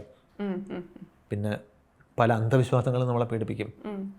അത് ചെയ്യാൻ പാടില്ല, ഇത് ചെയ്യാൻ പാടില്ല, 13 നമ്പറിനോട് പേടി. അപ്പോൾ ഇതെല്ലാം കണ്ടീഷനാണ്. കുട്ടിക്കാലം മുതലേ കേട്ട് വരികയാണ്. ഇപ്പോൾ നിങ്ങൾ സ്ഥിരമായിട്ട് നിങ്ങളുടെ ചുറ്റുപാടുള്ള ആളുകൾ കുട്ടിക്കാലത്തെ ഈ കറുത്ത പൂച്ച കുറുകെ കാടുന്നതിനെ പേടിയോട്ടാണ് കണ്ടിരുന്നതെന്നുണ്ടെങ്കിൽ നിങ്ങൾ ഈ പ്രായത്തിൽ ചിലപ്പോൾ നടക്കുമ്പോൾ കറുത്ത പൂച്ച കാണുമ്പോൾ നിങ്ങളൊന്ന് കൺസേൺ ഉണ്ടാകും. കാരണം നിങ്ങളുടെ അത്രയും തവണ കേട്ട് നമ്മൾ കണ്ടീഷൻഡ് ആയിട്ടുണ്ട്. അപ്പം പ്രേതത്തെ മനുഷ്യൻ ഉണ്ടാക്കിയെടുത്തല്ല. പ്രേതം എന്ന സംഗതി ഇതുപോലെ പലതരം പേടികളുടെ കൂട്ടത്തിൽ മനുഷ്യൻ ആരാധിക്കാനും തൃപ്തിപ്പെടുത്താനും അകറ്റി നിർത്താനും നമുക്ക് അപകടം ഉണ്ടെന്ന് തോന്നിക്കുന്ന കാര്യങ്ങൾ നമ്മളിങ്ങനെ പല രീതിയിലാണ് ട്രീറ്റ് ചെയ്തിട്ടുള്ളത്. ഒന്നുകിൽ നമ്മൾ അതിനെ അവോയ്ഡ് ചെയ്യും. അവോയ്ഡ് ചെയ്യാൻ പറ്റുന്നില്ല എന്ന് പറഞ്ഞാൽ നമ്മൾ ആരാധിക്കും. പാമ്പുകളെ നമ്മൾ ആരാധിക്കും. ഈ സൂര്യനും ചന്ദ്രനെയൊക്കെ പണ്ടൊരു കാലത്ത് നമുക്ക് എന്താണെന്ന് അറിയാത്ത കാലത്ത് ഇത് സൂര്യൻ്റെ ഒരു ചെറിയ വസ്തു ആകാശത്ത് പൊങ്ങി വന്ന് എല്ലായിടത്തും പ്രകാശം പരത്തുന്നു, ഇത് പോകുമ്പോൾ മൊത്തം ഇരുട്ടാവുന്നു. അപ്പോൾ എന്തോ ഭയങ്കര ശക്തിയുള്ള സംഗതിയാണ്. അപ്പോൾ എന്തായാലും ഒരു കൺട്രോളും കിട്ടുന്നില്ല. പിന്നെ അങ്ങ് ആരാധിച്ചേക്കാം. ലോകത്തെ എല്ലാ സ്ഥലത്തും സൂര്യൻ്റെ പേരിലൊരു ദൈവമുണ്ട്, സൂര്യ ആരാധനകളുണ്ട്. ഇതെല്ലാം ഇങ്ങനെയാണ് ഉണ്ടായി വന്നേക്കുന്നത്. അപ്പോൾ നമ്മൾ സ്വാഭാവികമായിട്ട് കിടക്കുന്നൊരു ഗ്യാപ്പാണ് ഈ പേടി എന്ന് പറയുന്നത്. അപ്പോൾ അവിടെ പല അനിശ്ചിതത്വത്തിൽ പല സംഗതികളും ഫില്ല് ചെയ്യുന്ന കൂട്ടത്തിൽ നമ്മൾ പ്രേതങ്ങളെയും ഫില്ല് ചെയ്ത് വെച്ചിട്ടുണ്ട്. പ്രേതങ്ങളെ തന്നെ പല കൾച്ചറിനും പല രീതിയിൽ. നമ്മുടെ നാട്ടിൽ വെള്ള സാരി കൊടുത്ത പ്രേതമായിരിക്കും, പുറത്തത് കാണില്ല. ഇപ്പം ഒരു ഗ്യാപ്പ് ഫില്ല് ചെയ്യാൻ വേണ്ടിയിട്ടാണ് ദൈവത്തിനെ അവിടെ പ്ലേസ് ചെയ്യുന്നതെന്ന് പറഞ്ഞല്ലോ. അത് ഏത് കാലത്തായിരിക്കും അത്തരത്തിലൊരു തോട്ട് ഉണ്ടായിട്ടുണ്ടാവുക എവല്യൂഷൻ്റെ? അത് നമുക്കൊന്ന് വ്യക്തമായി എൻ്റെ അറിവിൽ അങ്ങനെ വ്യക്തമായിട്ട് ടൈം ലൈൻ നമുക്ക് പറയാൻ പറ്റില്ല. കാരണം ആ മസ്തിഷ്കം പ്രിസർവ് ചെയ്യപ്പെടുന്നില്ല. മസ്തിഷ്കം എടുത്തു വെച്ചാൽ പോലും തോട്ട്സ് നമുക്ക് ആക്സസ് ചെയ്യാൻ പറ്റത്തില്ല. അപ്പോൾ ഏത് കാലഘട്ടത്തിൽ ആണ് ദൈവം എന്ന് പറഞ്ഞ ഐഡിയ വന്നതെന്ന് നമുക്ക് വ്യക്തമല്ല. സൊസൈറ്റിയൊക്കെ ആയതിനു ശേഷമായിരിക്കാം. അതിനു മുമ്പും പ്രാകൃതം. ഇന്നും നമ്മൾ ഗോത്രമായിട്ടൊക്കെ ജീവിക്കുന്ന മനുഷ്യർ ദൈവസങ്കല്പങ്ങളുണ്ട് അവർക്ക്. പക്ഷെ അവരുടെ ദൈവസങ്കല്പങ്ങൾ അവരുടെ ഗോത്രങ്ങളുടെ സാംസ്കാരിക പരിസരമായിട്ട് ബന്ധപ്പെട്ട അതിന് സാമ്യമുള്ള തരം സങ്കല്പങ്ങളായിരിക്കും. ഇപ്പോൾ മധ്യ ആഫ്രിക്കയിൽ സുളു എന്ന് പറഞ്ഞിട്ട് ഗോത്രമുണ്ട്. അപ്പോൾ അവർക്ക് ഇതുപോലെ അവരുടെ ഒരു ദൈവസങ്കല്പമുണ്ട്, ക്രിയേറ്റർ ഡയറ്റി. ക്രിയേറ്റർ ഡയറ്റി എന്ന് പറഞ്ഞാൽ എല്ലാ സംസ്കാരങ്ങളിലുള്ളതാണ്. ഈ ആരാണ് ഈ പ്രപഞ്ചത്തെ ഉണ്ടാക്കിയതെന്നുള്ളത്, സർവ്വത്തിൻ്റെയും ക്രിയേറ്റർ. നമുക്കൊക്കെ അങ്ങനെ നമ്മൾ ഓരോ സ്ഥലത്തും ഈ ക്രിയേറ്റ് ചെയ്ത ഒരാളുണ്ടാവും. എബ്രഹാം റിലിജിയൻസിൽ അങ്ങനെ വ്യത്യാസമുണ്ട്, ഇൻസ്റ്റിറ്റ്യൂഷണലൈസ്ഡ് ആണ്. ബാക്കി പല സ്ഥലങ്ങളും ഇപ്പോൾ ഹിന്ദു മതമൊക്കെ നോക്കിക്കഴിഞ്ഞാൽ സൃഷ്ടിച്ചൊരു ദൈവം ഉണ്ടാകും, പിന്നെ പരിപാലിക്കുന്ന ദൈവം, സൃഷ്ടി സ്ഥിതി സംഹാരം, അങ്ങനെ പല ദൈവങ്ങൾക്കും പല വകുപ്പുകൾ നമ്മൾ കൊടുത്തിട്ടുണ്ട്. അപ്പോൾ ഈ സുളു ഗോത്രത്തിലെ ദൈവം പ്രപഞ്ചം സൃഷ്ടിച്ചത് അദ്ദേഹം പ്രപഞ്ചത്തെ ഛർദ്ദിക്കുകയാണ് ചെയ്തതെന്നാണ്. തുടക്കത്തിൽ അദ്ദേഹം മാത്രമേ ഉണ്ടായിരുന്നുള്ളൂ, ചുറ്റും ഇരുട്ടായിരുന്നു. പിന്നെ അദ്ദേഹം ഛർദ്ദിക്കുകയാണ്. അത് ആ ചോദ്യമില്ല, ദൈവം ഛർദ്ദിക്കുകയാണ് ഇതിനെ. ദൈവത്തിന് കലശലായ വയറുവേദന വന്നു, അദ്ദേഹം സൂര്യനെയും ഒക്കെ ഛർദ്ദിക്കുകയാണ്. പിന്നെ അവന് ഛർദ്ദിച്ച കൂടുതൽ മൃഗങ്ങളെയൊക്കെ ലിസ്റ്റ് ചെയ്യുന്നുണ്ട്. നമ്മുടെ നാട്ടിലില്ലാത്ത മൃഗങ്ങളൊക്കെയാണ്, കാരണം അവിടെ ഉണ്ട്. അപ്പോൾ ആ മനുഷ്യരെപ്പോഴും അങ്ങനെ ബിൽഡപ്പ് ചെയ്തുകൊണ്ടിരിക്കും. അപ്പോൾ ഇതൊക്കെ ഇപ്പോഴും ഉള്ള വിശ്വാസമാണ്. അങ്ങനെ മനുഷ്യർ എവിടെയൊക്കെ കൂട്ടം കൂടിയിട്ടുണ്ടോ അവിടെ എല്ലാം അവർ ഇത്തരം സങ്കല്പങ്ങൾ ഉണ്ടാക്കിയെടുത്തിട്ടുണ്ട്. എന്നിട്ട് അത്തരം ശക്തിയുള്ള ക്രിയേറ്റേഴ്സ് അങ്ങനെയുള്ള ആ രീതിയിലുള്ള നമ്മുടെ മുകളിൽ കൺട്രോളുള്ള അവതാരങ്ങളെ നമ്മൾ ഉണ്ടാക്കിയെടുത്തിട്ട് നമ്മൾ അവരെ ആരാധിക്കുന്നത് വഴി നമുക്ക് നല്ലത് വരും, അല്ലെങ്കിൽ അപകടങ്ങൾ വരാതിരിക്കുമെന്ന് വിശ്വസിക്കുന്നതാണ്. അപ്പോൾ ഏത് നമുക്ക് രേഖകളേ ഉള്ളൂ, നമുക്ക് എഴുതപ്പെട്ട രേഖകളുള്ളിടത്ത് മുതലല്ല ഈ ആരാധനയുടെ തെളിവുകൾ നമുക്കുണ്ട്. ഇപ്പോൾ കൾച്ചറിൻ്റെ കാര്യം പറഞ്ഞല്ലോ, അപ്പം ഈ പണ്ട് മുതലേ നമ്മളുടെയൊക്കെ ഇപ്പം എൻ്റെയൊക്കെ വീട്ടിലൊക്കെ ആണെങ്കിലും കുറേ കാര്യങ്ങൾ ഇങ്ങനെ പറഞ്ഞുതരും. കട്ടിലിരുന്നിട്ട് കാലാട്ടരുത്, അങ്ങനെ ചെയ്യരുത്, ഇങ്ങനെ ചെയ്യരുത്, തെക്കോട്ട് തലവെച്ച് കിടക്കരുത്, അങ്ങനെ കുറേ സാധനങ്ങളൊക്കെ. അപ്പം ഇതൊക്കെ ചോദിക്കുമ്പോഴത്തേക്കും ഇതിനൊക്കെ ശാസ്ത്രീയമായ അടിസ്ഥാനമുള്ളത്, ഇത് അങ്ങനെയാണ്, മറ്റേ രക്തചംക്രമണത്തിൻ്റെ എന്തൊക്കെയാണെന്നൊക്കെ പറഞ്ഞിട്ട് ഇങ്ങനെ ഇതൊരു കാര്യത്തിൻ്റെ ഇങ്ങനെ ഒത്തിരി പല പല കാര്യങ്ങൾക്ക് ശാസ്ത്രം എന്ന് പറഞ്ഞിട്ട് കപടശാസ്ത്രം പ്രചരിപ്പിക്കുന്ന കുറേ ആളുകളുണ്ടല്ലോ, ഇവരെ വിശ്വസിക്കാനും കുറേ ആൾക്കാരുണ്ട്. പക്ഷേ ഇപ്പോൾ ഭയങ്കര എഡ്യൂക്കേറ്റഡ് ആയിട്ടുള്ള ആളുകളാണെങ്കിൽ പോലും ഇത് വിശ്വസിച്ചിട്ട് ചിലപ്പോൾ തെക്കോട്ട് കിടക്കാതെ വടക്കോട്ട് കിടക്കും രക്തചംക്രമണം ശരിയാവാൻ വേണ്ടി. അതിനെയൊക്കെ എങ്ങനെയാണ് കാണുന്നത്? അതിപ്പോൾ എങ്ങനെ കാണാമെന്ന് ചോദിച്ചു കഴിഞ്ഞാൽ നമ്മൾ പൊതുവെ കാണിക്കുന്ന പല മണ്ടത്തരങ്ങൾ കൂട്ടത്തിൽ ഇത് ഒരു മണ്ടത്തരമാണ്. അതിന് എഡ്യൂക്കേഷൻ എന്ന് നമ്മളിപ്പോൾ പറയും, നമ്മൾ എഡ്യൂക്കേറ്റഡ് എന്ന് പറയുന്നത് ശരിക്കും എന്ത് അടിസ്ഥാനത്തിലാണ്? അവരുടെ കയ്യിരിക്കുന്ന സർട്ടിഫിക്കറ്റിൻ്റെ അടിസ്ഥാനത്തിലാണല്ലോ. അവരുടെ ഇരിക്കുന്ന സർട്ടിഫിക്കറ്റ് അവർ പഠിച്ച കാര്യങ്ങളുടെ തെളിവല്ല. അത് നമുക്ക് എല്ലാവർക്കും അറിയാം. നമ്മളിപ്പോൾ നമ്മുടെ കയ്യിലൊരു ഡിഗ്രി ഇരിപ്പുണ്ടാവും, ഫിസിക്സിൽ ഒരു ഡിഗ്രി ഉണ്ടെന്ന് വെച്ചോളൂ. അതിൻ്റെ അർത്ഥം അല്ലെങ്കിൽ അതിനകത്ത് ആ ഗ്രാജുവേഷൻ 95% മാർക്കുണ്ടെന്ന് വെച്ചാൽ ഫിസിക്സ് 95% ആളിന് അറിയാമെന്നാണോ നമ്മൾ വിചാരിക്കേണ്ടത്? നമുക്ക് എല്ലാവർക്കും അറിയാമല്ലോ. യാഥാർത്ഥ്യം അതാണ്. അങ്ങനെ സബ്ജക്റ്റിൻ്റെ അറിവും ആ ഫോർമൽ ഡിഗ്രിയിൽ നമുക്ക് കിട്ടിയിരിക്കുന്ന പെർസെൻറ്റേജുമായിട്ട് നേരിട്ട് ഒരു ബന്ധവുമില്ല. PhD എടുത്തു എന്ന് പറഞ്ഞതുകൊണ്ട് പോലും നിങ്ങൾക്ക് ആ വിഷയം അറിയണമെന്ന് ഗ്യാരണ്ടി ഇല്ല. അറിഞ്ഞതുകൊണ്ട് നിങ്ങൾക്ക് അറിവ് പ്രയോഗിക്കാൻ പറ്റണമെന്നും ഗ്യാരണ്ടി ഇല്ല. പ്രയോഗക്ഷമമായിട്ടുള്ള അറിവിനെ നമ്മൾ അറിവെന്ന് കൂട്ടു പൊതുവെ. അല്ലാതെ നിങ്ങൾ ഫാക്ട്സ് ഓർത്ത് വെക്കുകയാണ് ആളുകൾ ചെയ്യുന്നത്. ഫാക്ട്സ് ഓർത്ത് വെക്കുന്നത് ലോവസ്റ്റ് ഫോം ഓഫ് നോളജാണ്. അപ്പോൾ നമ്മൾ പൊതുവിൽ നോളജിന് പല ഹയറാർക്കികൾ പറയുമല്ലോ. ഓർത്ത് വെക്കുക, റിമെമ്പർ, പിന്നെ അണ്ടർസ്റ്റാൻഡ്, അങ്ങനെ അനലൈസ്, ക്രിയേറ്റ്, അങ്ങനെ പലതരത്തിലുള്ള ലെവൽസ് ഓഫ് അണ്ടർസ്റ്റാൻഡിങ് ഉണ്ട്. ഇതിൽ ഭൂരിഭാഗം പേരുടെയും ലെവൽ ഓഫ് അണ്ടർസ്റ്റാൻഡിങ് മെമ്മറിയിലാണ് കിടക്കുന്നത്. റിമെമ്പർ, പഠിച്ചത് കുറേ ഓർമ്മയുണ്ട്, അത് മുമ്പോട്ട് പോകും തോറും മറന്നുകൊണ്ടിരിക്കും. മെമ്മറി റിട്ടൻഷൻ എന്ന് പറഞ്ഞ സംഗതി കുറഞ്ഞു വരും. അത് അണ്ടർസ്റ്റാൻഡിങ് ലെവൽ. പിന്നെ അവസാനം ക്രിയേറ്റ്, ഇന്നോവേറ്റ് എന്നൊക്കെ പറയുന്ന പുതിയ അറിവ് ഉണ്ടാക്കാൻ, നിലവിലുള്ള അറിവുകളുടെ അടിസ്ഥാനത്തിൽ പുതിയ അറിവ് സിന്തസൈസ് ചെയ്ത് എടുക്കാനുള്ള കഴിവാണ് നമ്മൾ കാണുന്ന അറിവിൻ്റെ മുകൾ അറ്റത്ത് വരുന്ന സംഗതി. നമ്മുടെ അറിവുകൾ അങ്ങനെ പോകുന്നില്ല. അപ്പോൾ അതുകൊണ്ട് തന്നെ എന്തും ചെയ്യാം. പിന്നെ മനുഷ്യൻ്റെ ഏറ്റവും പ്രിമിറ്റീവായിട്ടുള്ള അറിവിൻ്റെ സ്രോതസ് എന്ന് പറയുന്നത് കേട്ടറിവാണ്. പണ്ട് ഇന്നത്തെ പോലെ ഫോർമലായിട്ടുള്ള അറിവ് സ്രോതസ്സുകളില്ല, പുസ്തകങ്ങൾ വായിക്കാനില്ല, ആകെ ഒരു സോഴ്സേ ഉള്ളൂ. അത് നമുക്ക് മുമ്പേ എക്സ്പീരിയൻസ് ഉള്ള ആൾക്കാർ പറയുന്നത് കേൾക്കുക എന്നുള്ളതാണ്. അപ്പോൾ അന്ന് ആളുകൾ ഇത് ചെയ്തിരുന്നത് ഒരു ക്യാമ്പ് ഫയറിന് ചുറ്റും ഇരുന്നിട്ടായിരിക്കും. കാരണം രാത്രിയാകുമ്പോൾ മറ്റു മൃഗങ്ങൾക്കെല്ലാം തീ പേടിയാണ്. അപ്പം ആ ഗോത്രം ഒരു തീക്ക് ചുറ്റും ഇരുന്നിട്ട് ഒന്നും ചെയ്യാനില്ലല്ലോ, സീരിയൽ കാണാനില്ല, റീൽസ് നോക്കാനില്ല. അപ്പോൾ എന്ത് ചെയ്യും? കൂട്ടത്തിൽ മുതിർന്ന ആൾക്കാർ അവർ പണ്ട് വേട്ടയ്ക്ക് പോയപ്പോൾ ഉണ്ടായ അനുഭവങ്ങളും, ഒരു പ്രത്യേക മൃഗത്തെ വേട്ടയാടുമ്പോൾ ആ മൃഗത്തിൻ്റെ സ്വഭാവം വെച്ചിട്ട് അത് ചിലപ്പോൾ ഡേഞ്ചറസ് ആയിട്ട് ചില സ്ഥലങ്ങളിൽ പെരുമാറും, അതിനെക്കുറിച്ച് യുവതലമുറയ്ക്ക് പറഞ്ഞു കൊടുക്കും. അപ്പോൾ ഇത് കേട്ട് മനസ്സിലാക്കുക എന്നതിനപ്പുറത്തേക്ക് ഇതിലും ബെറ്റർ ഒരു സോഴ്സ് ഓഫ് നോളജ് അന്ന് തലമുറയ്ക്കില്ല. അപ്പോൾ ആ ഒരു ടെൻഡൻസി ജനിതകമായിട്ട് കാണിച്ചിട്ടുള്ള ആൾക്കാരാണ് പിന്നീട് സർവൈവ് ചെയ്തിട്ടുള്ളത്. നമ്മുടെയും ടെൻഡൻസിയിൽ അതുകൊണ്ട്. നമുക്ക് ക്യാമ്പ് ഫയർ ഇഷ്ടമാണ്. നമുക്ക് ഇന്ന് എത്ര LED ബൾബ് ഉണ്ടെന്ന് പറഞ്ഞാലും ടൂർ പോകുമ്പോൾ കുട്ടികൾക്ക് നടുക്ക് തീ കത്തിച്ചിട്ട് ചുറ്റും ഡാൻസ് കളിക്കണം. അത് നമ്മൾ ആസ്വദിക്കുന്നു. നമ്മൾ വാം ലൈറ്റ് നമ്മൾ ആസ്വദിക്കുന്നു. പണ്ട് ഇത്രയും ബ്ലൂ ഷെയ്ഡുള്ള ലൈറ്റ് പിന്നെ വന്ന് നമുക്ക് വാം ലൈറ്റ് ഇഷ്ടമാണ്. കാരണം തീയുടെ കളർ വാം ലൈറ്റാണ്. അതിനകത്ത് ബ്ലൂ, നമ്മുടെ ബ്രെയിൻ ബ്ലൂവിനെ പകലിൻ്റെ സിമ്പിളായിട്ടാണ് കാണുന്നത്. അതുകൊണ്ടാണ് ഈ സ്മാർട്ട് ഫോൺ അഡിക്ഷൻ ഉള്ളവർക്ക് കുറവായിരിക്കും. കാരണം ബ്ലൂ ബ്രെയിൻ അങ്ങനെ സെൻസ്. അങ്ങനെ പഴയ കാലഘട്ടത്തിൽ നമ്മുടെ ശരീരം ശീലിച്ച പലതും ഇന്ന് തകിടം മറിക്കുമ്പോൾ മോഡേൺ ലൈഫിൽ പല പ്രശ്നങ്ങളും നമ്മൾ അത് കാരണം ഉണ്ടാകുന്നുമുണ്ട്. ഞാൻ പറഞ്ഞു വന്നത് അന്ന് സ്രോതസ് പറഞ്ഞു കേൾക്കുന്ന അറിവാണ്. അപ്പോൾ നമ്മൾ അറിയാതെ തന്നെ ഓറൽ ട്രഡീഷൻസ് നമ്മുടെ നാട്ടിൽ കൾച്ചറലി ഭയങ്കര സ്ട്രോങ് ആയിരിക്കും. അപ്പോൾ പണ്ട് ഒരു പറച്ചിലിന് എന്തെങ്കിലും കാരണം ഉണ്ടായിരുന്നിരിക്കാം. സാഹചര്യങ്ങൾ മാറുമ്പോൾ അത് ആ കാരണങ്ങൾ അപ്രസക്തമാവും. പക്ഷെ കാരണങ്ങൾ ആ പറച്ചിൽ നിൽക്കില്ല, ആ പറച്ചിൽ തുടരും. അപ്പം പല കാരണങ്ങൾ പലരും പറയും. ഇപ്പോൾ ഉദാഹരണത്തിന് കട്ടിലിരുന്ന് കാലാട്ടിരെന്ന് പറയും. കട്ടിലിന് കീഴെയാണ് കോളാമ്പി വെച്ചേക്കുന്നത്. കാലാട്ടി കഴിഞ്ഞാൽ കോളാമ്പി തട്ടിയിടും. അത് അമ്മയ്ക്ക് ദോഷമാണെന്ന് പറയും. കാരണം പണ്ടത്തെ ഒരു സാമൂഹിക സിസ്റ്റം അനുസരിച്ചിട്ട് അമ്മയുടെ തലവേദനയാണ് ക്ലീൻ ചെയ്യാന്ന് പറയുന്നത്. പിന്നെ പഞ്ഞി പറത്തരുത്, കടം കയറുമെന്ന് പറയും. പഞ്ഞി മൂക്കി പോകും. പോയി കഴിഞ്ഞാൽ ചിലപ്പോൾ ഹോസ്പിറ്റലിൽ കൊണ്ടുപോയി വരും, ചിലവ് വരും. അങ്ങനെ പലതരത്തിൽ അങ്ങനെ പല രീതിയിലുള്ള കഥകൾ ഉണ്ടായിട്ടുണ്ട്. അപ്പോൾ ഈ വടക്കോട്ട് തലവെച്ച് കിടക്കുന്നതൊക്കെ ആരെങ്കിലുമൊക്കെ തോന്നിയതായിരിക്കും എന്തെങ്കിലും പ്രശ്നം. അപ്പോൾ അത് പറയും. അത് പലതവണ പറഞ്ഞ് ആരും പറഞ്ഞു കേൾക്കുന്നതിനെ ടെസ്റ്റ് ചെയ്യാൻ മെനക്കെടില്ല. പിന്നെ വേറൊരു ചോദ്യമുണ്ട്, റിസ്ക് എന്തിനെടുക്കണം? ഇപ്പം തല വടക്കൊന്ന് മാറ്റി വെച്ചാലും പ്രശ്നമൊന്നുമില്ലെങ്കിൽ ഞാൻ എന്തിന് റിസ്ക് എടുക്കണം, ഈ തിങ്കിങ് ആണ്. ഇപ്പം രാത്രി 11 മണിക്ക് മാഴ്സിൽ നിന്നും ചൊവ്വയിൽ നിന്നും കോസ്മിക് വികിരണങ്ങൾ വരുന്നുണ്ട്, ഫോൺ ഓഫ് ചെയ്താൽ വെക്കാൻ വെച്ചൊരു മെസ്സേജ് ഉണ്ടായിരുന്നു പണ്ട്. വാട്സാപ്പിൽ അപ്പോൾ ആൾക്കാർ ചെയ്യുന്നത് വെച്ചാൽ ഇനി എങ്ങാനും വരുന്നുണ്ടെങ്കിലോ ഇച്ചിരി ഓഫ് ചെയ്ത് വെച്ചാൽ നഷ്ടമൊന്നുമില്ലല്ലോ. അല്ലാതെ ഇനി കോസ്മിക് റേ എന്താണ്, മാഴ്സിൽ നിന്നും കോസ്മിക് റേ വരൂ, അത് കൃത്യമായിട്ട് 11 മണിക്ക് അലാം വെച്ച് എഴുന്നേറ്റ് ഇങ്ങോട്ട് വരൂ, ഇങ്ങനെയുള്ള കാര്യങ്ങൾ പഠിക്കണമെങ്കിൽ മെനക്കേട് കൂടുതലാണ്. അപ്പോൾ നമ്മൾ അത്രയും മെനക്കെടാൻ സാധ്യതയില്ല. അപ്പോൾ എല്ലാവരും പറയുന്ന ട്രഡീഷനെ നമ്മൾ പണ്ട് അങ്ങനെ ശീലിച്ചിരുന്നു. ഇന്ന് എന്തെല്ലാം മാറ്റങ്ങൾ മാറി. പണ്ട് അല്ലേ 10-30 കൊല്ലം മുമ്പ് വരെ അമ്മയോടൊപ്പം അടുക്കളയിൽ നിന്ന് മാത്രമേ പാചകം പഠിക്കാൻ പറ്റൂ. ഇന്ന് യൂട്യൂബ് നോക്കി പഠിക്കാം. അപ്പം നീ മറ്റേ പറയുമല്ലോ, നീ മറ്റൊരു വീട്ടിൽ ചെന്ന് കയറുമ്പോൾ ഞാനില്ലെങ്കിൽ ഇതൊരു അമ്മമാരുടെ ക്ലാസിക് ടെക്നിക്കുണ്ട്, അത് ഇന്ന് വർക്ക് ചെയ്യത്തില്ല. അതുകൊണ്ട് മറ്റൊരു വീട്ടിൽ പോകുമ്പോൾ അമ്മയ്ക്ക് അറിഞ്ഞോട്ട് ഡിഷാണ് മക്കൾ ഉണ്ടാക്കുന്നത് അല്ലേ. ഞാൻ പറഞ്ഞ അമ്മ അടുക്കള സ്റ്റീരിയോ ടൈപ്പിനെ ബന്ധപ്പെടുത്തണ്ട, അങ്ങനെ ഒരു ആ കാലം മാറി. പക്ഷെ ഇപ്പോഴും നമ്മൾ ഓറൽ ട്രഡീഷനെ നമ്മൾ സ്വയം അറിയാതെ എങ്കിലും സീരിയസ് ആയിട്ട് എടുക്കും. നമ്മളിത് സ്വയം അറിയാതെ വേറെ ആളടുത്ത് പറഞ്ഞ് ഇങ്ങനെ പരത്തിക്കൊണ്ടിരിക്കും. അതാണ് നിലനിൽക്കുന്നത്. ഇപ്പം ട്രഡീഷണലി നോക്കുകയാണെങ്കിൽ ഇപ്പോൾ ഒരു പ്രായമായ അമ്മൂമ്മ വീട്ടിലുണ്ട് വിചാരിച്ചു, ഒരു 80 വയസ്സുള്ള അമ്മൂമ്മ. ആ അമ്മൂമ്മയുടെ കാലം എന്ന് വെച്ചാൽ ചിലപ്പോൾ പട്ടിണിയും കഞ്ഞി കുടിക്കാനില്ലാത്ത അങ്ങനത്തെ ദാരിദ്ര്യത്തിൻ്റെ പടുകുഴിയിലായിരിക്കും. പക്ഷെ അവർ പറയുമ്പം പണ്ട് ഇതൊക്കെ നമ്മളൊരു മാങ്ങ കൊണ്ട് കൊടുക്കണം, ഇതൊക്കെ എന്ത് മാങ്ങ, പണ്ടത്തെ മാങ്ങയായിരുന്നു മാങ്ങ, ഇങ്ങനൊരു സാധനം ഉണ്ടാവും. അവർ പണ്ട് അത്ര ഒരു ഇതിലായിരിക്കില്ല ജീവിച്ചിരിക്കുക. ഇത് ഇവർ കള്ളം പറയുന്നതാണോ അതോ ഇവർ അങ്ങനെ മനസ്സിലാക്കി വെച്ചിരിക്കുന്നതാണോ, അതെന്തായിരിക്കും? അത് കള്ളത്തിൻ്റെ അല്ല, കള്ളമാകണമെന്നില്ല. കാരണം അങ്ങനെ ഒരു കള്ളം പറയേണ്ട സാഹചര്യം പലപ്പോഴും ഇല്ല. അത് അവരുടെ ഓർമ്മയുടെ വരുന്ന പ്രശ്നമാണ്. ഓർമ്മ എന്ന് പറയുന്നത് എൻ്റെ 20 വയസ്സിലെ ഓർമ്മ എന്ന് പറയുന്നത് എൻ്റെ 20 വയസ്സിലെ ആരോഗ്യവും കൂടെ ചേർന്നാണ് വരുന്നത്. എൻ്റെ ഏറ്റവും എനർജറ്റിക് ആയിട്ടുള്ള പ്രായമായിരിക്കും. അപ്പോൾ ഞാൻ 50ാമത്തെ വയസ്സിൽ ഇരുന്ന് 20 വയസ്സ് ആലോചിക്കുമ്പോഴും ഓർമ്മയിൽ 20 വയസ്സിൻ്റെ ആരോഗ്യം എനിക്കുള്ളത്. ഈ 50 വയസ്സുള്ള ഞാൻ അന്ന് പോയി ആ എക്സ്പീരിയൻസ് നേടിയിരുന്നെങ്കിൽ ഞാൻ അങ്ങനെ ആസ്വദിക്കണമെന്നില്ല.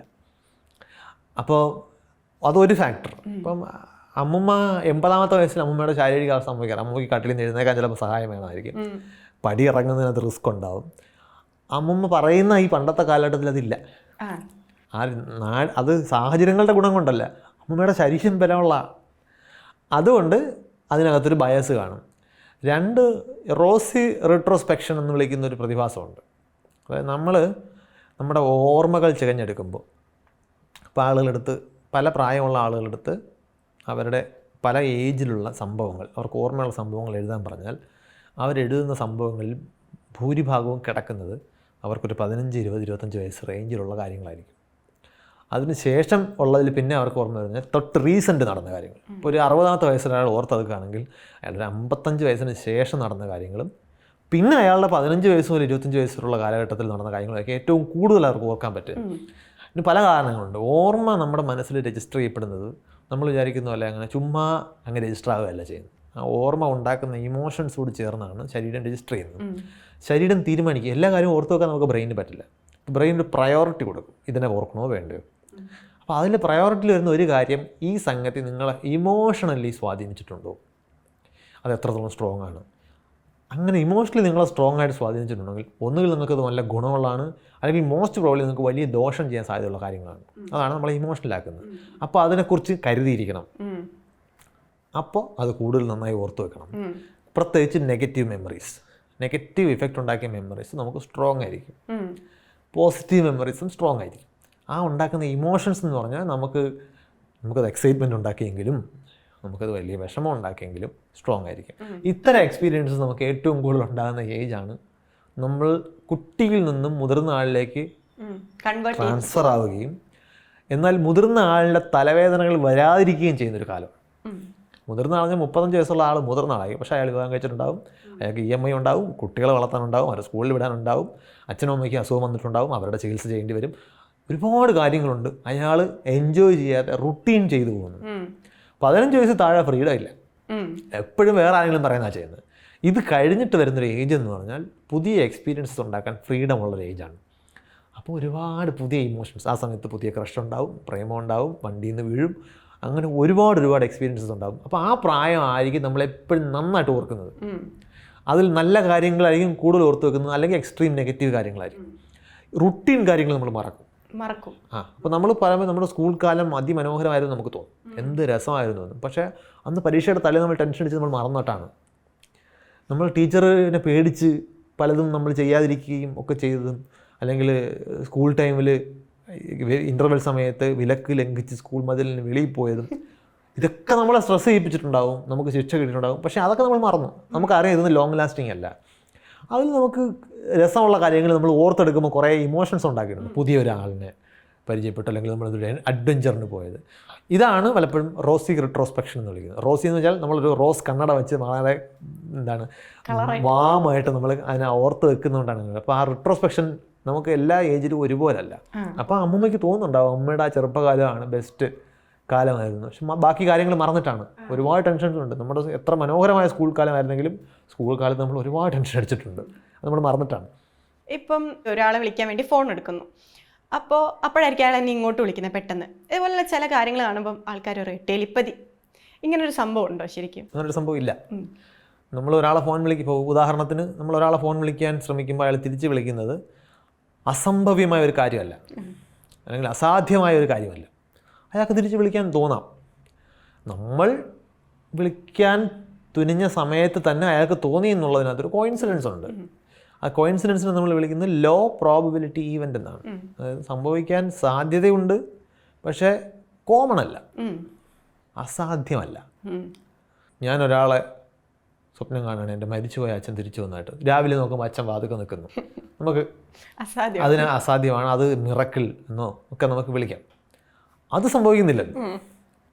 ജീവിച്ചിരിക്കുന്ന അച്ഛൻ, വേറൊരു നാട്ടിൽ ജീവിച്ചിരിക്കുന്ന എൻ്റെ അച്ഛൻ, ഞാൻ ചിലപ്പോൾ പിറ്റേന്ന് അച്ഛൻ വന്നു ഒന്ന് കാണുന്നു, പിറ്റേന്ന് രാവിലെ അച്ഛൻ വരുന്നു. സംഭവിക്കാം. ഞാൻ അദ്ദേഹത്തെ സ്വപ്നം കാണുന്ന ഒരു സാധ്യതയാണ്, അദ്ദേഹത്തിന് ഇവിടെ വരാൻ തോന്നുന്നത് ഒരു സാധ്യതയാണ്. അതങ്ങനെ കോമൺ ആയിട്ട് സംഭവിച്ചില്ലെങ്കിലും സംഭവിക്കാം. അപ്പോൾ അതിനെ നമ്മുടെ മനസ്സിൽ കോമൺ അല്ലാത്തതുകൊണ്ട് നമ്മൾ നോട്ടീസ് ചെയ്യും, അത് ഓർത്തിരിക്കും. ബാക്കി കോമൺ ആയിട്ട് നടക്കുന്ന കാര്യങ്ങൾ നമ്മളങ്ങ് മറന്നു പോകും. നമ്മുടെ ലൈഫിൽ ഓരോ സെക്കൻഡിലും ഓരോ സംഭവങ്ങളാണ് നടക്കുന്നത്. ഇപ്പം നമ്മൾ സംസാരിച്ചുകൊണ്ടിരിക്കുന്നു, നമ്മൾ ഈ അരമണിക്കൂർ കൊണ്ട് എന്തെല്ലാം കാര്യങ്ങൾ സംസാരിച്ചു. അപ്പോൾ ഓരോ തവണ ഇതെല്ലാം ഓരോ ഇൻസിഡൻ്റാണ്. നമ്മളുടെ ബ്രെയിനിൻ്റെ കണ്ണി നോക്കുമ്പോൾ ഓരോ ഇൻസിഡൻസ് ആണ്. ഇതെല്ലാം ബ്രെയിൻ ഓർത്ത് വെക്കുക ഇല്ല. നമ്മളിപ്പോൾ സംസാരിച്ചുകൊണ്ടിരിക്കുക എന്തെങ്കിലും ഓക്വേർഡായിട്ടൊരു കാര്യം നടന്നു, അത് ഓർക്കും. എന്ന് വെച്ചാൽ അത് സംതിങ് ഡിഫറെൻറ്റ് കോമൺ ആയിട്ട് നടക്കുകയാണെന്നുണ്ടെങ്കിൽ ബ്രെയിൻ അതങ്ങ് ഇഗ്നോർ ചെയ്യും. അത്രയേ ഉള്ളൂ. അപ്പോൾ നമ്മൾ കോമൺ ആയിട്ട് നടക്കുന്നതല്ല എന്ന് തോന്നുന്ന കാര്യത്തെ നോട്ട് ചെയ്ത് വെക്കുകയും പാസ്റ്റിൽ പിന്നെ ആലോചിക്കുമ്പോൾ ഇത് മാത്രം ഓർക്കുകയും ചെയ്യുന്നതുകൊണ്ടാണ് ലോകത്ത് ഇതൊക്കെയാണ് നടക്കുന്നത് നമുക്ക് തോന്നുന്നത്. തെറ്റാണ്. ശരി. അപ്പോൾ അങ്ങനെ ഒരു വാക്ക് കോയിൻ ചെയ്ത് വന്നത് എന്തായിരിക്കും? ടെലിപ്പതി. അത് മറ്റ് പല വിശ്വാസങ്ങളുടെയും കൂട്ടത്തിൽ വന്നൊരു വാക്കാണ്. അതായത് അതിനെ പൊതുവെ നമ്മൾ പാരാസൈക്കോളജി, അല്ലെങ്കിൽ പാരാസൈക്കോളജിയാണ് ഇത്തരം വിഷയങ്ങൾ ഡീൽ ചെയ്യുന്നത്. സൈക്കോളജിയുടെ ഒരു ബ്രാഞ്ച് പോലെ തോന്നിക്കുമെങ്കിൽ അല്ല. സൈക്കോളജിസ്റ്റുകൾ അതുണ്ട്. സൈക്കോളജിസ്റ്റുകൾ അതിനൊരു സ്യൂഡോ സയൻസ് ആയിട്ടാണ് പരിഗണിക്കുന്നത്. അതിൽ സ്പെഷ്യലൈസ് ചെയ്യുന്ന എല്ലാ ആൾക്കാരും സ്യൂഡോ സയൻസ് പ്രാക്ടീസ് ചെയ്യുന്നവരല്ല. ഇത്തരം എക്സ്പീരിയൻസസ് എങ്ങനെ ഉണ്ടാകുന്നു എന്ന് പഠിക്കുന്ന ആളുകളുണ്ട്. ഇപ്പോൾ പ്രേതാനുഭവം എന്ന് പറയുന്നത് ഒരു റിയൽ സംഗതിയാണ്. പ്രേതമല്ല, പ്രേതാനുഭവം. ദൈവമില്ല, ദൈവവിശ്വാസമുണ്ട്. ആളുകൾക്ക് ദൈവവിശ്വാസമുണ്ട് എന്ന് പറയുന്നത് ഒരു റിയാലിറ്റിയാണ്. ദൈവം ഉണ്ടല്ലോ എന്നുള്ളത് വേറെ ചോദ്യമാണ്. അതുപോലെ പ്രേതങ്ങളുണ്ടോ ഇല്ല എന്നുള്ളതൊരു ചോദ്യമല്ല, പ്രേതവിശ്വാസം ഉണ്ടോ എന്നുള്ളത്. പ്രേത അനുഭവങ്ങളുണ്ടോ? പ്രേത അനുഭവം എന്ന് പറഞ്ഞാൽ ഒരാൾ ഇരുട്ടത്ത് എന്തോ കണ്ടു, അയാൾ ആത്മാർത്ഥമായിട്ടും കണ്ടു എന്ന് വിശ്വസിക്കുന്നുണ്ടാവും. അതിൽ പ്രേത അനുഭവം അതെന്തുമാകാം. ചിലപ്പോൾ ഒന്നും ഇല്ലാത്തത് കാണാം. നമുക്ക് ഹാലൂസിനേറ്റ് ചെയ്യാൻ, നമ്മൾ ഹാലൂസിനേഷൻ ഒരു മാനസിക രോഗമായിട്ട് തന്നെ ഉണ്ടാവണമെന്നില്ല. നമ്മുടെ ബ്രെയിനിൻ്റെ ഫംഗ്ഷനിങ്ങിൽ ചെറിയ ചെറിയ പാകപ്പഴകൾ സംഭവിക്കാം. നമ്മൾ നടക്കുമ്പോൾ തെന്നുന്ന പോലെ ഉള്ളൂ. അതുകൊണ്ട് നമുക്ക് നടക്കാൻ അറിഞ്ഞുവിടാമെന്നോ നമ്മുടെ കാലിന് എന്തെങ്കിലും കുഴപ്പമുണ്ടെന്നോ അല്ലല്ലോ അർത്ഥം. അങ്ങനെ അനുഭവങ്ങൾ ഉണ്ടാക്കാം. ചെവികൾക്ക് കേൾക്കാൻ പറ്റാത്ത ശബ്ദമുണ്ട്, ഇൻഫ്രാ സൗണ്ട് എന്ന് വിളിക്കുന്ന ഫ്രീക്വൻസി കുറഞ്ഞതാണ്, ഭയങ്കര വൈബ്രേഷൻ ഉണ്ടാക്കാൻ പറ്റും. അപ്പോൾ അവിടെ എന്തോ സംഭവിച്ച ഒരു പ്രസൻസ് ഉള്ള പോലെ നമുക്ക് തോന്നും. ബേസിക്കലി വേറെ വൈബ്രേഷൻ മാത്രമായിരിക്കും. നമുക്ക് തോന്നും എന്തോ ഇവിടെ ഉണ്ട് ഒരു പ്രസൻസ്. അങ്ങനെ പല രീതിയിൽ പ്രേത അനുഭവങ്ങളുണ്ട്. അപ്പോൾ ആ കൂട്ടത്തിൽ വരുന്നതാണ് പാരാസൈക്കോളജിയിൽ എക്സ്ട്രാ സെൻസറി പെർസെപ്ഷൻ. സാധാരണ പെർസെപ്ഷൻ ഇന്ദ്രിയ ഗോചരമായിട്ടുള്ള അനുഭവങ്ങൾ കിട്ടുന്ന ഇന്ദ്രിയങ്ങൾക്ക് പുറമേ മറ്റനുഭവങ്ങൾ ഉണ്ടാകുമ്പോഴാണ് എക്സ്ട്രാ ESP എന്ന് വിളിക്കുന്നത്. അതിൽപ്പെട്ട ഒന്നാണ് telepathy, mind to mind communicate ചെയ്യാൻ പറ്റുക. പിന്നെ ക്ലെയർ വോയൻസ് എന്ന് പറയുന്ന സംഗതിയുണ്ട്. അതായത് ഇപ്പോൾ ഞാനിപ്പോൾ ഇവിടെ ഇരുന്നുകൊണ്ട് കൊല്ലം ജംഗ്ഷനിൽ എന്താ നടക്കുന്നതെന്ന് പറയുകയാണ്. ഓക്കെ, വേറൊരു സ്ഥലത്ത് നടക്കുന്ന കാര്യം. പ്രീ കോഗ്നിഷൻ, ഞാൻ വരാൻ പോകുന്നൊരു കാര്യം മുൻകൂട്ടി കാണുക. പ്രവചനം. Pre cognition. അങ്ങനെയുള്ള ആസ്ട്രൽ പ്രൊജക്ഷൻ. പിന്നെ ഈ ടെലികൈനസിസ്, തൊടാതെ ഒരു വസ്തുവിനെ ചലിപ്പിക്കുക. ഇതൊക്കെ ഒരുപാട് ഇങ്ങനത്തെ ESP പ്രതിഭാസങ്ങളാണ്. അതെല്ലാം സ്യൂഡോ സയൻസ് ആണ്. ഇതൊക്കെ കൺട്രോൾഡ്, ഇതിലൊരിക്കലും ഒരു തെളിവുള്ള കാര്യങ്ങളല്ല. പല ആൾക്കാരും ഇങ്ങനെയൊക്കെ കണ്ടും ചെയ്തു എന്നൊക്കെ പറയുന്നത് അതൊക്കെ മനുഷ്യൻ്റെ എക്സ്പീരിയൻസസ് ആണ്. അതിൽ നമ്മൾ പറയുന്ന പല കാര്യങ്ങളും നമ്മുടെ മെമ്മറിയിൽ ഫോൾസ് ആയിട്ട് രജിസ്റ്റർ ചെയ്തായിരിക്കാം, ചില ആളുകളെങ്കിലും ചുമ്മാ പറയുന്നതായിരിക്കും, ചില ആളുകൾ മനഃപൂർവ്വം കള്ളം പറയാം. ഇത് വേർതിരിച്ചറിയാൻ ബുദ്ധിമുട്ടാണ്. അപ്പോൾ ഫോക്ലോറിൽ ഇങ്ങനെ പല കഥകളും ഉണ്ടാവും, പക്ഷേ ഇതൊന്നും സയൻറ്റിഫിക്കലി നമുക്ക് വാലിഡേറ്റ് ചെയ്യാൻ പറ്റിയിട്ടില്ല. ഇപ്പം എവല്യൂഷൻ്റെ ഭാഗമായിട്ട് കുടുംബം അല്ലെങ്കിൽ ഒരു സമൂഹം എന്ന് പറയുന്നുണ്ട് കുടുംബത്തിൻ്റെ പശ്ചാത്തലത്തിലാണ്. അപ്പം കുടുംബം ഉണ്ടായത് ഈ പുരുഷന്മാരുടെ ഒരു പൊസസീവ്നെസ് കൊണ്ടാണെന്ന് ഞാൻ കേട്ടിട്ടുണ്ട്. ശരിയാണോ എനിക്കറിയില്ല. ഞാൻ മെയ്റ്റ് ചെയ്യുന്ന സ്ത്രീക്ക് എന്നിൽ നിന്ന് മാത്രം കുട്ടി ഉണ്ടായിട്ട് ആ കുട്ടി എൻ്റേതാണെന്ന് ഉറപ്പിക്കാൻ വേണ്ടിയിട്ടൊക്കെയുള്ള ഒരു സോഷ്യൽ സ്ട്രക്ചറാണല്ലോ കുടുംബം. അപ്പം അത് പിന്നീട് ഇപ്പോൾ ഒരു പ്രോഗ്രസീവ് സമൂഹത്തിലേക്ക് വരുമ്പം ഇപ്പം ഒരാളെ കല്യാണം കഴിക്കുന്നു, ഒരു കുഞ്ഞുണ്ടാവുന്നു, അത് കഴിഞ്ഞിട്ട് ഇപ്പോൾ ഒരു രണ്ടുപേരും കുഞ്ഞിനൊരു പ്രായമായി കഴിയുമ്പോൾ ഇവർ വേർപിരിയാന്ന് വിചാരിച്ചു. അപ്പോൾ അല്ലെങ്കിൽ ഇപ്പം കല്യാണം കഴിച്ചിരിക്കെ തന്നെ ഒരാൾക്ക് വേറൊരു പ്രണയബന്ധം ഉണ്ടായി അവരതിലേക്ക് പോകുകയെന്ന് വിചാരിച്ചു. അങ്ങനെ ഒരു സാഹചര്യം വന്നിട്ടുണ്ടെങ്കിൽ ഈ സൊസൈറ്റി സ്ട്രക്ചർ തന്നെ പൊളിയോ? അത് നമ്മൾ സൊസൈറ്റി അടിസ്ഥാനമായിട്ട് സൊസൈറ്റിയുടെ ഫണ്ടമെൻ്റൽ യൂണിറ്റായിട്ട് ഇപ്പോൾ വർക്ക് ചെയ്യുന്നത് ഫാമിലി എന്ന രീതിയിൽ തന്നെയാണ്. നമ്മുടെ സർക്കാരുകൾ പോലും അങ്ങനെയാണ് സംവിധാനങ്ങൾ ഡിസൈൻ ചെയ്തേക്കുന്നത്. പക്ഷേ ഫാമിലി എന്ന് പറയുന്ന സംഗതി നമ്മുടെ നാട്ടിൽ മാത്രമുള്ളതല്ല. നമ്മൾ പൊതുവിൽ ഈ പാശ്ചാത്യ സംസ്കാരത്തെ കളിയാക്കുമല്ലോ. അവിടെ വൈവാഹിക ബന്ധങ്ങളില്ല, അവിടെ ഡൈവോഴ്സസ് കൂടുതൽ കോമൺ ആണ്. ഇതൊക്കെ പറയുമ്പോഴും നമ്മൾ പലപ്പോഴും നമ്മുടെ നാട്ടുകളിലെ ആളുകൾ ശ്രദ്ധിക്കാത്തൊരു കാര്യം, അവിടെ ലോങ് ആയിട്ടുള്ള മാരിഡ് റിലേഷൻഷിപ്പ് ഇഷ്ടംപോലെ ഉണ്ട്. നമ്മൾ കാണുന്ന ആക്ഷൻ മസാല സിനിമകളിൽ അത് കാണില്ല എന്നേ ഉള്ളൂ. അവിടെ ഒരുപാട് ലോങ്, അതായത് മുത്തച്ഛനും മുത്തച്ഛൻ്റെ അച്ഛനും ഒക്കെ ജീവിക്കുന്ന, അവരുമായിട്ട് കണക്ഷനായിട്ട് നിൽക്കുന്ന സിസ്റ്റമുണ്ട്. അതിൻ്റെതായ ഗുണങ്ങളുണ്ട്. ഇത് മനുഷ്യൻ്റെ ചരിത്രത്തിലെ ഏറ്റവും നീണ്ടു നിൽക്കുന്ന എസ്റ്റാബ്ലിഷ്മെൻറ്റുകളിൽ പെട്ടതാണിത്. ഈ എന്തെങ്കിലും ഗുണമില്ലാതെ, എന്തെങ്കിലും ഗുണം, ഞാൻ പറഞ്ഞാൽ അത് ഇന്നത്തെ സെൻസിൽ അതിനെ ഗുണമെന്ന് തന്നെ വിളിക്കണമെന്നില്ല, എന്തെങ്കിലും അഡ്വാൻറ്റേജ് ഇല്ലാതെ ഈ സിസ്റ്റം ഇത്രയും കാലം നിൽക്കില്ല. പണ്ടേ അത് പൊളിയും. അതിപ്പോൾ തീരെ അഡ്വാൻറ്റേജ് ഇല്ലാതെ വന്നു കഴിഞ്ഞാൽ അത് പൊളിയും. അങ്ങനെ പൊളിയേണ്ടി വന്നാൽ പൊളിഞ്ഞോട്ടെ എന്നതാണ് എൻ്റെ നിലപാട്. അപ്പോൾ അതിങ്ങനെ നിന്ന് പോകുന്നതിന് പിന്നിൽ ചില ഫാക്ടേഴ്സ് ഉണ്ട് ആളുകൾക്ക്. അതായത് ഇപ്പോൾ ചെറുപ്പകാലത്തുണ്ടാകുന്ന എല്ലാ സപ്പോർട്ട് സിസ്റ്റവും പ്രായമായി കഴിഞ്ഞാൽ ഉണ്ടാവണമെന്നില്ല. അപ്പം അങ്ങനെ വരുമ്പോഴത്തേക്കും ആളുകൾ അവരവരുടെ സർക്കിളിലേക്ക് ചുരുങ്ങും, മൊബിലിറ്റി കുറയും. അപ്പം അങ്ങനെയൊക്കെയുള്ള ഒരു സമയത്ത് ഇതൊക്കെ വേറൊരു ഡൈനാമിക്സ് ഒക്കെ മാറും. ഓഫ് കോഴ്സ് ഫാമിലിക്കകത്ത് നടക്കുന്ന ഒരുപാട് റിഗ്രസീവ് ആയിട്ടുള്ള പ്രാക്ടീസുകളുണ്ട്, കൾച്ചറലി നമ്മൾ ഉണ്ടാക്കി വെച്ചിരിക്കുന്ന കാര്യങ്ങൾ, അതൊക്കെ മാറുന്നുണ്ട്. അപ്പോൾ ഇതൊന്നും അബ്രപ്റ്റായിട്ട് മാറില്ല. ഇപ്പോൾ നമ്മളിപ്പോൾ അണുകുടുംബങ്ങളെന്ന് പറഞ്ഞ സംഗതി വന്നല്ലോ, അതൊന്നും അങ്ങനെ അബ്രപ്റ്റായിട്ട് വന്നതല്ല. അണുകുടുംബങ്ങൾക്കനുസരിച്ചിട്ട് നമ്മുടെ സമൂഹത്തിൻ്റെ സ്ട്രക്ചറിൽ മാറ്റം വന്നിട്ടുണ്ട്. നമുക്ക് ആളുകൾ തമ്മിലുള്ള ബന്ധം, അതിലും സപ്പോർട്ട് സിസ്റ്റത്തിലുള്ള വ്യത്യാസം വന്നിട്ടുണ്ട്. മറ്റൊന്ന് ഞാൻ കുട്ടി അച്ഛൻ്റെ അമ്മയുടെയും കുട്ടിയായിട്ട് തോന്നില്ല. അവിടെ ഓടി നടന്ന് വളർന്ന കുറേ കുട്ടികളുള്ള ഒരാളായിരിക്കും. അച്ഛനും അമ്മയ്ക്കും ഒരു പ്രൈവറ്റ് കണക്ഷൻ അവരുമായിട്ട് ഉണ്ടാവണമെന്നില്ല. പിന്നെ അങ്ങനെയല്ല. പക്ഷെ അത് എന്തുകൊണ്ടാണ് പ്രാവർത്തികമാകാത്തതെന്ന് പറഞ്ഞാൽ എക്കണോമിക് റീസൺസ് ഉൾപ്പെടെ അതിനകത്തുണ്ട്. കൃഷിപ്പണി മാത്രമാണെങ്കിൽ നിങ്ങൾക്ക് കൂട്ടുകുടുംബമായിട്ട് എല്ലായ്പ്പോഴും ഒരു കാലത്ത് ജീവിക്കാൻ പറ്റും. കാരണം നിങ്ങൾക്ക് ചുറ്റും നിങ്ങൾ കൃഷി ചെയ്യുന്ന സ്ഥലമാണ്, നിങ്ങൾക്ക് അവിടെ നിന്ന് ഇങ്ങോട്ടും പോകാൻ പറ്റില്ല. പക്ഷെ നിങ്ങൾ മക്കളെ പഠിപ്പിച്ച് വലുതാക്കി കൃഷി പഠിപ്പിക്കുന്നതിന് പകരം നിങ്ങൾ അയാളെ ക്ലാർക്കാവാൻ പഠിപ്പിച്ചു. നിങ്ങൾക്ക് ആ കൃഷി സ്ഥലത്ത് ക്ലാർക്കിൻ്റെ ആവശ്യമില്ല. അപ്പോൾ അയാൾ വേറൊരു സ്ഥലത്ത് പോയി ജോലി ചെയ്തേ പറ്റൂ. അപ്പം കുടുംബം കൊണ്ടുപോകാൻ പറ്റില്ല. ഒരാൾ ഡോക്ടറും ഒരാൾ എഞ്ചിനീയറും ഒരാൾ ടീച്ചറും ആയിക്കഴിഞ്ഞാൽ എല്ലാവർക്കും കൂടി കൂട്ടുകുടുംബത്തിൽ നിൽക്കാൻ പറ്റുമോ? അതാണ് നമ്മൾ അത് കാണാതെ കുടുംബത്തിന് എന്തോ വലിയ നഷ്ടം സംഭവിച്ചു, അല്ലെങ്കിൽ കുടുംബ സംവിധാനങ്ങൾ സംസ്കാരങ്ങൾക്ക് ഇല്ല. ഈ സംസ്കാരങ്ങളെല്ലാം നമ്മുടെ വയറ്റിപ്പഴുപ്പുമായിട്ട് കൂടി ബന്ധപ്പെട്ട കിടക്കണം. ആ വയറ്റിപ്പഴുപ്പുമായിട്ട് ബന്ധപ്പെട്ടിട്ടാണ് ആളുകൾ ഒരു നാട്ടിൽ, ഒരു സമൂഹത്തിൽ ആളുകൾ എവിടെ താമസിക്കുന്നു, എവിടെ കൂട്ടമായി താമസിക്കുന്നു, എവിടെ സ്പാഴ്സായിട്ട് താമസിക്കുന്നു എന്നുള്ളതിനൊക്കെ പിന്നിൽ മറ്റൊരുപാട് ഘടകങ്ങളുണ്ട്. ഇപ്പോൾ എന്തുകൊണ്ടാണ് മൂന്നാറിലെ തോട്ടം തൊഴിലാളികൾ അവിടെ താമസിക്കുന്നത്? അവർക്ക് തോട്ടത്തിൽ പോകണ്ടേ? അവിടെ വെള്ളപ്പൊക്കം ഉണ്ടാവാൻ, മണ്ണിടിച്ചിലുണ്ടാവാമെന്ന് പറഞ്ഞാലും അവർക്ക് കൊച്ചിയിൽ നിന്ന് മെട്രോയിൽ കയറി പോയി തോട്ടത്തിൽ പണിയെടുത്തിട്ട് വരാൻ പറ്റുമോ? ഇല്ല, അവർക്ക് അവിടെ തന്നെ താമസിക്കണ്ടേ? അപ്പോൾ അതുകൊണ്ടാണ് അവരവിടെ താമസിക്കുന്നത്. അപ്പോൾ നമ്മൾ അത് കൂടി അങ്ങനെ ഈ മാറ്റങ്ങൾ വരുമ്പോൾ മറ്റൊരുപാട് ഘടകങ്ങളോട് ചേർന്നാണ് സമൂഹത്തിൽ മാറ്റങ്ങൾ വരുന്നത്. അപ്പോൾ കുടുംബം ഇന്ന് ഈ കാണുന്ന രീതിയിൽ നിന്നും ഞാൻ പറഞ്ഞ പോലെ ഇന്ന് പ്രൊജക്റ്റ് ചെയ്യുന്ന അത്ര വേഗത്തിൽ ഇത് മാറുമെന്ന് പേഴ്സണലി ഞാൻ കരുതുന്നില്ല. അങ്ങനെ അതിന് നമുക്ക് മുമ്പേ ഇത്തരം രീതിയിലൊക്കെ വന്ന ആൾക്കാർ ഇപ്പോഴും കുടുംബങ്ങൾ നിർത്തുന്നുണ്ട്. അത് കുറച്ചുകൂടി ഫ്രീ ആയി എന്നുള്ളതേ ഉള്ളൂ. അതായത് തമ്മിൽ ഒത്തുപോകാൻ പറ്റില്ല എന്ന് തോന്നുന്ന ആൾക്കാർ പെട്ടെന്ന് പിരിയും. ഇപ്പം ഞാനൊരു ഡിവോഴ്സ് ചെയ്യണം, അതെങ്ങനെയാണ് സംഭവിച്ചതെന്ന് കഴിഞ്ഞാൽ ഞങ്ങൾ തമ്മിൽ പണ്ടത്തെ പോലെ ട്രോജൻ വാർ പോലെ ഉണ്ടായിട്ട് പിരിഞ്ഞല്ല, ആ ഒത്തുപോകില്ല എന്ന് തോന്നുമ്പോൾ നമ്മളങ്ങ് മാറുകയാണ്. അത് കുറച്ചുകൂടെ നോർമലൈസ് ചെയ്യും. അത് നോർമലൈസ് അങ്ങനെ ഒരുപാട് കേസ് വന്നു. എന്തുകൊണ്ടെന്ന് വെച്ച് കഴിഞ്ഞാൽ പണ്ട് സ്ത്രീ ജോലിക്ക് പോകില്ല, സ്ത്രീക്ക് വിദ്യാഭ്യാസം പോലും കൊടുക്കില്ല. നമ്മുടെ ഇന്ത്യയിൽ തന്നെ പല ഭാഗങ്ങളിൽ ഇന്നും അതാണ് അവസ്ഥ. ഒരു പുരുഷൻ്റെ ഡിപ്പെൻഡൻസിയിലേക്കാണ് ആ സ്ത്രീ പോകുന്നത്. അപ്പം സെപ്പറേഷൻ എളുപ്പമല്ല. അയാൾ എന്ത് ചെയ്താലും അവർ ചിലപ്പോൾ സഹിക്കാൻ ബാധ്യതയായി പോകും.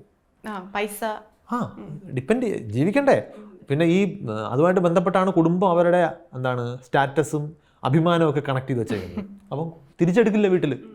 അറിയാം നമ്മുടെ എന്തിനാ ഈ 2024-25 നമ്മളെന്താ കാണുന്നത്, വീട്ടിൽ പീഡനം അനുഭവിക്കുന്നു എന്ന് പറഞ്ഞ പെൺകുട്ടിക്ക് വീട്ടുകാർ പറഞ്ഞ മോൾ എങ്ങനെയെങ്കിലും അവിടെ പിടിച്ച് നിൽക്കാനാണ്. എന്തിനാ നാട്ടുകാരുടെ മുമ്പിൽ ബോധ്യപ്പെടുത്തണ്ടേ മോൾ അവിടെ തന്നെ ജോലി ചെയ്യുകയാണ്. അത് എത്ര പേരാണ് അതിനെ സൂയിസൈഡിൽ എത്തിച്ചത്. അപ്പം അതൊക്കെ ഇനിയും നമുക്ക് പരിഹരിക്കപ്പെടേണ്ട പ്രശ്നങ്ങളാണ്. അത് ഇങ്ങനെ കോംപ്ലക്സ് ആയിട്ട് കണക്ട് ചെയ്ത് വെച്ചേക്കുന്നതുകൊണ്ടാണ്. പക്ഷെ അതിൽ മാറ്റം വന്നു. കുട്ടി ജോലി ചെയ്യാൻ തയ്യാറാണ്, കുട്ടിക്ക് ജോലിയുണ്ട്, പെൺകുട്ടിക്കും വരുമാനമുണ്ട്. പണ്ടത്തെ പോലെ പേടിക്കേണ്ട കാര്യമില്ലല്ലോ. പിന്നെ ഇതുപോലുള്ള പേടിപ്പിക്കലുകളെയും ഈ എപ്പോഴും വീട്ടുകാരുടെ ചിറകിനടിയിൽ കംപ്ലീറ്റ്ലി പ്രൊട്ടക്റ്റഡ് ആയിട്ട് വന്നതുകൊണ്ട് റിയൽ ലൈഫിനെ പേടിക്കുന്ന ആളുകളുണ്ടാവും. ഞാൻ എങ്ങനെ സർവൈവ് ചെയ്യും എന്ന് പേടിയുള്ളവർ ചിലപ്പം സഹിക്കും. അങ്ങനെ അല്ല, ഈ പുറത്ത് സാധ്യതകൾ കാണുന്നുണ്ട്, ജീവിക്കാൻ പറ്റും എന്ന് തോന്നുന്ന ആൾ പേടിച്ച് നിൽക്കില്ല. ആ പെൺകുട്ടിയെ വരട്ടാനും പറ്റില്ല. അത്തരം മാറ്റങ്ങളുണ്ടാകും. അത് പോസിറ്റീവ് മാറ്റങ്ങൾ തന്നെയാണ്. അപ്പം റിഗ്രസീവായിട്ടാണ് കുടുംബങ്ങൾ നിൽക്കുന്നതെങ്കിൽ അത് പൊളിയണം. അത് പൊളിയുന്നെങ്കിൽ പൊളിഞ്ഞോട്ടെ എന്നുള്ളതാണ് എൻ്റെ പോളിസി. ഇപ്പോൾ ഒരു 20s നിൽക്കുന്ന കുട്ടികളെ ഏറ്റവും കൂടുതൽ കേൾക്കുന്ന അല്ലെങ്കിൽ ഇപ്പം ഏറ്റവും കൂടുതൽ സൊസൈറ്റിയിൽ പറയപ്പെടുന്ന ഒരു കാര്യമാണ്, ആ ഒരു പ്രായത്തിലുള്ള കുട്ടിക്ക് മനക്കെട്ടി കുറവാണ്, സൂയിസൈഡ് ചെയ്യുന്നു, പെട്ടെന്ന് റിബലാവുന്നു, ദേഷ്യപ്പെടുന്നു, ഇങ്ങനെയുള്ള കാര്യങ്ങൾ. ഇപ്പം വൈശാഖൻ ഒരു ടീച്ചറും കൂടി ആയ സ്ഥിതിക്ക് ഒരു കുട്ടികളെങ്ങനെ സ്ഥിരമായിട്ട് കണ്ടുവരുന്നുണ്ടോ? സത്യത്തിൽ അങ്ങനെ ഒരു സംഭവം ഉണ്ടോ? അല്ലെങ്കിൽ ഇപ്പോൾ ആത്മഹത്യ കേസുകളൊക്കെ കൂടുതലായിട്ട് ഇപ്പം ഏത് മൂലയ്ക്കൊരു ആത്മഹത്യ നടന്നാലും കാണാനുള്ള റിസോഴ്സസ് കൂടിയല്ലോ, മൊബൈലിലൂടെയൊക്കെ ആണെങ്കിൽ നമുക്ക് കാണാൻ പറ്റും. അത് കൂടിയതാണോ അല്ലെങ്കിൽ ഈ കുട്ടികളുടെ സ്വഭാവത്തിൽ തന്നെ ഒരു മാറ്റം വന്നിട്ടുണ്ടോ? കുട്ടികളുടെ സ്വഭാവം മാറ്റം വന്നിട്ടുണ്ടെന്നുള്ളത് സത്യമാണ്. അത് പക്ഷേ ഇന്നത്തെ ഒരു മോഡേൺ പ്രതിഭാസം മാത്രമല്ല, എല്ലാ കാലത്തും തലമുറകൾക്ക് ഈ സ്വഭാവ വ്യത്യാസമുണ്ട്. സോ അതിന് അവർ ജീവിക്കുന്ന കാലഘട്ടമാണ് അവരുടെ സ്വഭാവത്തെ ഷേപ്പ് ചെയ്യുന്നത്. അപ്പോൾ ഇനി ഞാൻ പറയാൻ പോകുന്ന കാര്യങ്ങൾ ഞാനെൻ്റെ ഒരു പേഴ്സണൽ എക്സ്പീരിയൻസ് എന്ന് പറയുന്നതാണ്. അതൊരു ആധികാരിക സ്വരത്തിൽ പറയാൻ പാടില്ലാത്ത കാര്യമാണ്. ഞാൻ അധ്യാപനത്തിൽ കുറേ ആളുകളെ കാണുന്നുണ്ട്, ഞാൻ നിരീക്ഷിക്കുന്ന ചില വ്യത്യാസങ്ങളുണ്ട്. ആ വ്യത്യാസങ്ങൾ ലൈഫ് സ്റ്റൈലുമായിട്ട്, ഈ പറഞ്ഞതുപോലെ ലൈഫ് സ്റ്റൈലുമായിട്ട് വല്ലാതെ കണക്റ്റഡാണ്. ഒന്ന്, നമ്മുടെ പാരൻസ് കുട്ടികളെ വല്ലാതെ പ്രൊട്ടക്റ്റ് ചെയ്താണ് ഇപ്പോൾ വളർത്തുന്നത്. പണ്ട് ഇല്ലാതിരുന്നൊരു പ്രൊട്ടക്ഷൻ, എനിക്ക് എൻ്റെ വീട്ടിൽ ഫീൽ ചെയ്തിട്ടില്ലാത്തൊരു പ്രൊട്ടക്ഷൻ. ഞാൻ കുറ്റപ്പെടുത്തുന്ന രീതിയിലല്ല പ്രൊട്ടക്ഷൻ ഇല്ല എന്ന് പറയുന്നത്. ഈ ചിറകിനടിയിൽ വെച്ച് പാമ്പർ ചെയ്ത് കൊണ്ടുപോകാന്ന് പറഞ്ഞ രീതി പണ്ടില്ലായിരുന്നു. നമ്മൾ സ്കൂൾ വിട്ട് വീട്ടിലെത്തിയില്ല എന്ന് പറഞ്ഞാൽ ഇരുട്ടിയാലേ അന്വേഷിക്കൂ, എവിടെ നിന്നെങ്കിലും കറങ്ങി വരും എന്നൊരു പ്രതീക്ഷയുണ്ട്. അന്ന് അപകടങ്ങളൊക്കെ ഉണ്ട്, സാധ്യതകളൊക്കെ ഉണ്ട്, ഇന്നും ഉള്ളതിനേക്കാൾ കൂടുതൽ ഉണ്ടാവും. കാരണം ട്രാക്ക് ചെയ്യാൻ ബുദ്ധിമുട്ടാണ്. കുട്ടി എവിടെയാണെന്ന് അറിയാൻ പറ്റില്ല. ഇന്നും CCTV ഇല്ല. കുട്ടി മിസ്സായി. പക്ഷേ കരുതുന്നത് അതിനുള്ള സാധ്യത കുറവാണ് എന്നാണ് നമ്മൾ കരുതുന്നത്. എവിടെയെങ്കിലുമൊക്കെ മിസ്സായിട്ടുണ്ടാകും, നമ്മൾ അറിയില്ല. ഇന്നത്തെ പോലെ ഉടനെ അത് പത്രവാർത്തയായിട്ടോ ബ്രേക്കിംഗ് ന്യൂസ് ആയിട്ടോ വരില്ല. അതിൻ്റെ ഒരു കംഫർട്ട് അന്നുണ്ടായിരുന്നു ആളുകൾക്ക്. ഇന്ന് അതല്ല. ഇന്ന് ഒരുപാട് സ്ഥിരം കേൾക്കുന്നതാണ് ഇന്നത്തെ കാലത്ത് എങ്ങനെയാണ്. ഇന്നത്തെ കാലത്താണ് കൂടുതൽ സേഫ്. കാരണം ഓരോ സ്ഥലത്തും നിങ്ങൾ മോണിറ്റർഡാണ്. നിങ്ങൾ ഒരു പബ്ലിക് പ്ലേസിൽ നിൽക്കുമ്പോൾ തൊട്ട് നിൽക്കുന്ന കടകളിലെല്ലാം CCTV വെളിയിലോട്ടിരിപ്പുണ്ടാവും. ഒരു ക്രൈം നടന്ന പോലീസ് ആദ്യം അന്വേഷിക്കുന്ന ആ പരിസരത്തെ കടകളിലെല്ലാം CCTV ഫുട്ടേജാണ് നോക്കുന്നത്. കാരണം അത് ട്രാക്ക് ചെയ്യാൻ എളുപ്പമാണ്. അത് ക്രൈം ചെയ്യാൻ സാധ്യതയുള്ളവർക്കും അറിയാം. അപ്പോൾ അതുകൊണ്ട് ക്രൈമിനുള്ള സാധ്യത കുറയുക ചെയ്യാം. പക്ഷേ ക്രൈം നടന്നാൽ പെട്ടെന്ന് അറിയും, സെൻസേഷനലൈസ് ചെയ്യപ്പെടും. അങ്ങനെയുള്ള കാര്യങ്ങൾ കൊണ്ട് നമുക്ക് കുറച്ചുകൂടി വിവിഡായിട്ടുള്ള ഒരു ഇംപ്രഷൻ ചിലപ്പോൾ ആ വാർത്തകൾ ഉണ്ടാക്കുന്നുണ്ടാവും. അപ്പോൾ ഈ പ്രൊട്ടക്ഷൻ പലപ്പോഴും ഈ കാരണം പറഞ്ഞാണ് ചെയ്യുന്നത്. രണ്ട്, ഞാൻ അനുഭവിച്ച കഷ്ടപ്പാട് എൻ്റെ മക്കൾ അനുഭവിക്കരുത് എന്നുള്ളൊരു സതുദ്ദേശം പാരൻസിനുണ്ട്. പക്ഷേ ഈ മക്കളെ എത്ര കാലം എനിക്ക് പ്രൊട്ടക്റ്റ് ചെയ്യാൻ പറ്റും എന്നുള്ള കാര്യം പലപ്പോഴും ഒരു മറന്നു പോകും. കാരണം എൻ്റെ കുഞ്ഞിനിപ്പം 5 വയസ്സുണ്ടെങ്കിൽ എനിക്ക് 30 വയസ്സുണ്ടെങ്കിൽ ഈ കുഞ്ഞിന് 25 വയസ്സാകുമ്പോഴും എനിക്ക് 30 വയസ്സല്ല. എനിക്ക് എപ്പോഴെങ്കിലും ഞാൻ അവരെ ഫ്രീ ആക്കണം. അത് എപ്പോഴാ? അത് നമ്മുടെ നാട്ടിൽ പാരന്റിങ് നമ്മുടെ നാട്ടിൽ ഒരിക്കലും നിൽക്കുന്നില്ല. അത് വളർത്തിക്കൊണ്ടേയിരിക്കുകയാണ് നമ്മൾ. അപ്പോൾ എപ്പോഴും ആ ഒരു ഹയറാർക്കി അവിടെ നിൽക്കും. കുറച്ച് കഴിയുമ്പോൾ ഇത് കോംപ്ലക്സ് ആയിട്ട് മാറുന്നതും കാണാം. അതായത് മക്കൾ സ്വന്തമായിട്ട് ഏൺ ചെയ്ത് തുടങ്ങുമ്പോൾ പഴയ പോലെ വക വെക്കില്ല. അപ്പം ഞാൻ കരുതുന്നു എനിക്കിനി വളർത്തണമല്ലോ, ഞാൻ പറയുന്നവർ കേൾക്കണം. പണ്ടത്തെ പോലെ കേൾക്കേണ്ട ഗതികേട് അവർക്കൊന്നുമില്ല. അപ്പോൾ അത് എൻ്റെ പ്രശ്നമായിട്ട് മാറും. അതൊക്കെ പല ഫാമിലികളിലും നമ്മൾ സ്ഥിരം കാണുന്നതാണ്. അപ്പം ഈ കുട്ടികളുടെ കേസിലേക്ക് വന്നു കഴിഞ്ഞാൽ ഈ പാമ്പറിങ് ലോകത്ത് ഫേസ് ചെയ്യാൻ അവരെ വല്ലാതെ അവർക്ക് തടസ്സമാണ്. കാരണം അവരൊന്നും ഫേസ് ചെയ്തിട്ടില്ല. ഇപ്പോൾ ഞാൻ കോളേജിൽ അഡ്മിഷൻ നടത്തുമ്പോൾ ഞാൻ അഡ്മിഷൻ്റെ ചാർജൊക്കെ ഉള്ള അധ്യാപനമായതുകൊണ്ട് അഡ്മിഷൻ വരുന്ന കുട്ടികളെല്ലാം കാണും. അപ്പോൾ കുറേ ഫോമൊക്കെ ഫില്ല് ചെയ്യാനുണ്ട്. പാരൻസാണ് ഫില്ല് ചെയ്യുന്നത്. കുട്ടി അടുത്ത് ഇങ്ങനെ നിൽക്കും. +2 കഴിഞ്ഞ കുട്ടിയാണെന്ന് ആലോചിക്കണം. എഴുത്തും വായന അറിയാത്ത ആളല്ലല്ലോ. ആ കുട്ടിയുടെ അഡ്മിഷൻ എടുക്കുക പാരൻസാണ് എഴുതുന്നത്. ചിലപ്പം പാരൻസ് ചെയ്യിക്കില്ല, നീ ചെയ്യണ്ട ഞാൻ ചെയ്യാം, നീ ചെയ്താൽ ശരിയാവില്ലെന്നാണ് പറയുന്നത്. പിന്നെ എപ്പോൾ ശരിയാകുമെന്നാണ് നമ്മൾ പ്രതീക്ഷിക്കുന്നത്. ഡിഗ്രിക്ക് അഡ്മിഷൻ എടുക്കുന്ന കുട്ടിക്ക് ഫോം ഫില്ല് ചെയ്യാനുള്ള പ്രോസസ്സ് ശരിക്ക് ചെയ്യാൻ അറിയില്ലെങ്കിൽ അയാൾ എന്തിനാണ് +2 പാസ്സായതെന്ന് നമുക്ക് ചോദിക്കാം. അത് ആ പാരൻറ്റ് ചോദിക്കുന്നില്ല. ഞാൻ എപ്പോഴാണ് എൻ്റെ കുട്ടിയെ പ്രാപ്തനോ ആക്കാൻ പോകുന്നത് എന്ന് ആലോചിക്കുന്നില്ല. എന്നിട്ട് നമ്മൾ ആ കുട്ടിക്ക് മുമ്പിൽ ഒരു ചലഞ്ചും ഫേസ് ചെയ്യാതെ വന്നു കഴിഞ്ഞാൽ ആ കുട്ടി എങ്ങനെയാണ് ഒരു ചലഞ്ചിന് മുമ്പിൽ കാമായിട്ട് നിൽക്കുക? നമുക്ക് എപ്പോഴും പ്രൊട്ടക്റ്റ് ചെയ്യാൻ പറ്റില്ല. കുട്ടി സ്വന്തമായിട്ട് എക്സ്പീരിയൻസസ് തേടി പോകുന്നൊരു ഏജ് ഉണ്ട്. അയാൾക്ക് ആ ഫ്രീഡം ഫീൽ ചെയ്യുമ്പം എല്ലാവരും ചെയ്യുന്നതാണ്, എക്സ്പ്ലോർ ചെയ്യും. എന്തിനാണ് ഈ കൊളംബസ് ഈ കപ്പലിടുന്നുണ്ട് ഇറങ്ങിയത്? മനുഷ്യൻ്റെ ബേസിക് നേച്ചറാണ്. We are explorers. ജീവിതം എക്സ്പ്ലോർ ചെയ്യാൻ ഇറങ്ങുമ്പോഴാണ് നെഗറ്റീവും പോസിറ്റീവായിട്ടുള്ള പുതിയ എക്സ്പീരിയൻസസ് നമുക്കുണ്ടാകുന്നത്. അപ്പം നെഗറ്റീവ് എക്സ്പീരിയൻസസിന് നമ്മൾ എങ്ങനെയാണ് ഡീൽ ചെയ്യാൻ പോകുന്നത്? നമുക്ക് ഇന്ന് വരെ ഉണ്ടായിട്ടില്ല. വീട്ടിലെ സാമ്പത്തിക ബുദ്ധിമുട്ടുകൾ പല മക്കളെ അറിയിക്കാറില്ല. അപ്പോൾ അവർ കരുതുന്നത് പൈസ താനെ ഇങ്ങ് വരികയാണ്.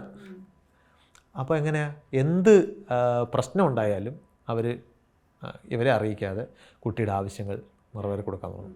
ഏതെങ്കിലും ഒരു ഘട്ടത്തിലെത്തുമ്പോൾ ഇത് പ്രായോഗികമല്ലാത്തൊരവസ്ഥ വരും. കുട്ടി പെട്ടെന്ന് 10 ലക്ഷം രൂപയുടെ കാറ് ചോദിക്കുകയാണ്.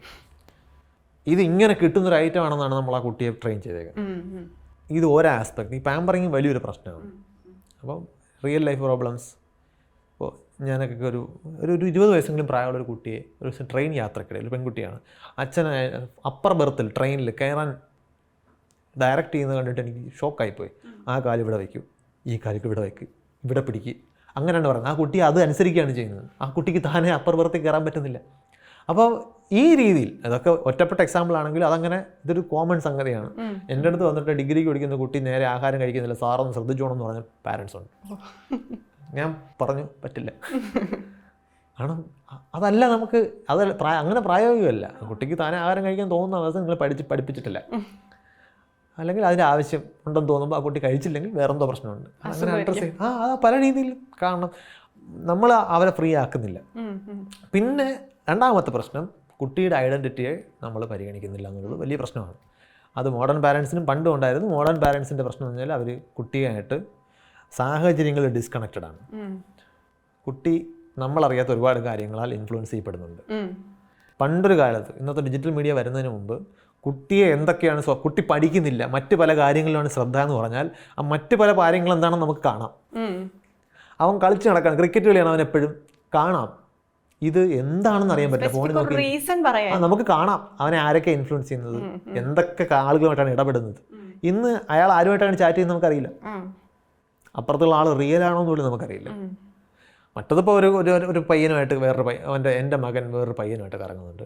ആ പയ്യൻ എനിക്ക് പരിചയമില്ല, ട്രാക്ക് ചെയ്യാമല്ലോ എവിടെയുള്ള പയ്യനാണ്, അവൻ്റെ ബാക്ക്ഗ്രൗണ്ട് എന്താണ്, ക്രിമിനൽ എന്തെങ്കിലും പശ്ചാത്തലമുള്ള ഒരാളുണ്ട് റിയൽ. ഇതറിയില്ല. ഒരാളുമായിട്ട് ചാറ്റ് ചെയ്യാണ്, അവന് തന്നെ അറിയില്ല അത് റിയൽ ആണോ. പിന്നെ അയാൾ എന്തൊക്കെ കാര്യങ്ങളാണ് ഇൻഫ്ലുവൻസ്. ഇപ്പോൾ എൻ്റെ ഒരു സുഹൃത്ത് പറഞ്ഞ അനുഭവം പറഞ്ഞാൽ, കുട്ടിയും കൊണ്ട് ബാർബർ ഷോപ്പിൽ പോയപ്പോഴാണ് BTS എന്നുള്ള വാക്ക് അവൻ ആദ്യമായിട്ട് കേൾക്കുന്നത്. കുട്ടി പറഞ്ഞു എനിക്ക് BTS സ്റ്റൈലിൽ മുടി വെട്ടണം. അപ്പോൾ ഇവൻ ചോദിക്കണം അതെന്തോന്നും സ്റ്റൈലെന്ന്. ബാർബർക്കറിയാം അങ്ങനെ ഒരു സ്റ്റൈലുണ്ട്, പക്ഷെ ഇവൻ ആദ്യമായിട്ട് കേൾക്കുന്നത്. കുട്ടി ഹാർഡ് കോർ BTS ഫാനാണ്. അച്ഛൻ അറിഞ്ഞൂടാ, അറിയില്ല. കാരണം അറിയാൻ പറ്റില്ലല്ലോ, എക്സ്പോഷർ ഇല്ലല്ലോ. അപ്പം നമ്മൾ അറിയാത്ത ഒരുപാട് ഘടകങ്ങൾ ഈ തലമുറയെ സ്വാധീനിക്കുന്നുണ്ട്. അതൊരു റിയാലിറ്റിയാണ്. അപ്പോൾ ആ കുട്ടിയുടെ ഐഡൻറ്റിറ്റി നമ്മുടെ ഐഡൻറ്റിറ്റി ആയിക്കൊള്ളണമെന്നില്ല, കുട്ടിയുടെ വേൾഡ് വ്യൂ നമ്മുടേതായിക്കൊള്ളണമെന്നില്ല. അതിനെ റെസ്പെക്റ്റ് ചെയ്യാൻ കുട്ടിയുടെ എല്ലാ വേൾഡ് വ്യൂ മെച്ചറും കറക്റ്റും ആയിക്കൊള്ളണമെന്നില്ല.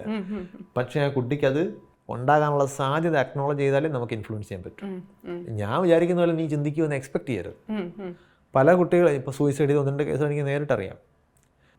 മറ്റ് പാരൻസും ഒക്കെ പറയുന്നത് അവന് സൂയിസൈഡ് ചെയ്യാൻ ഒരു കാരണമില്ലായിരുന്നു എന്നാണ്. കാരണം ഉണ്ടായിരുന്നു, ദാറ്റ് ഗായ് വാസ് സാഡ്. നിങ്ങൾ അറിഞ്ഞില്ല. നിങ്ങളെങ്ങനെ അറിയും? നിങ്ങൾ ശ്രദ്ധിച്ചോ? നിങ്ങൾ ചോദിച്ചോ?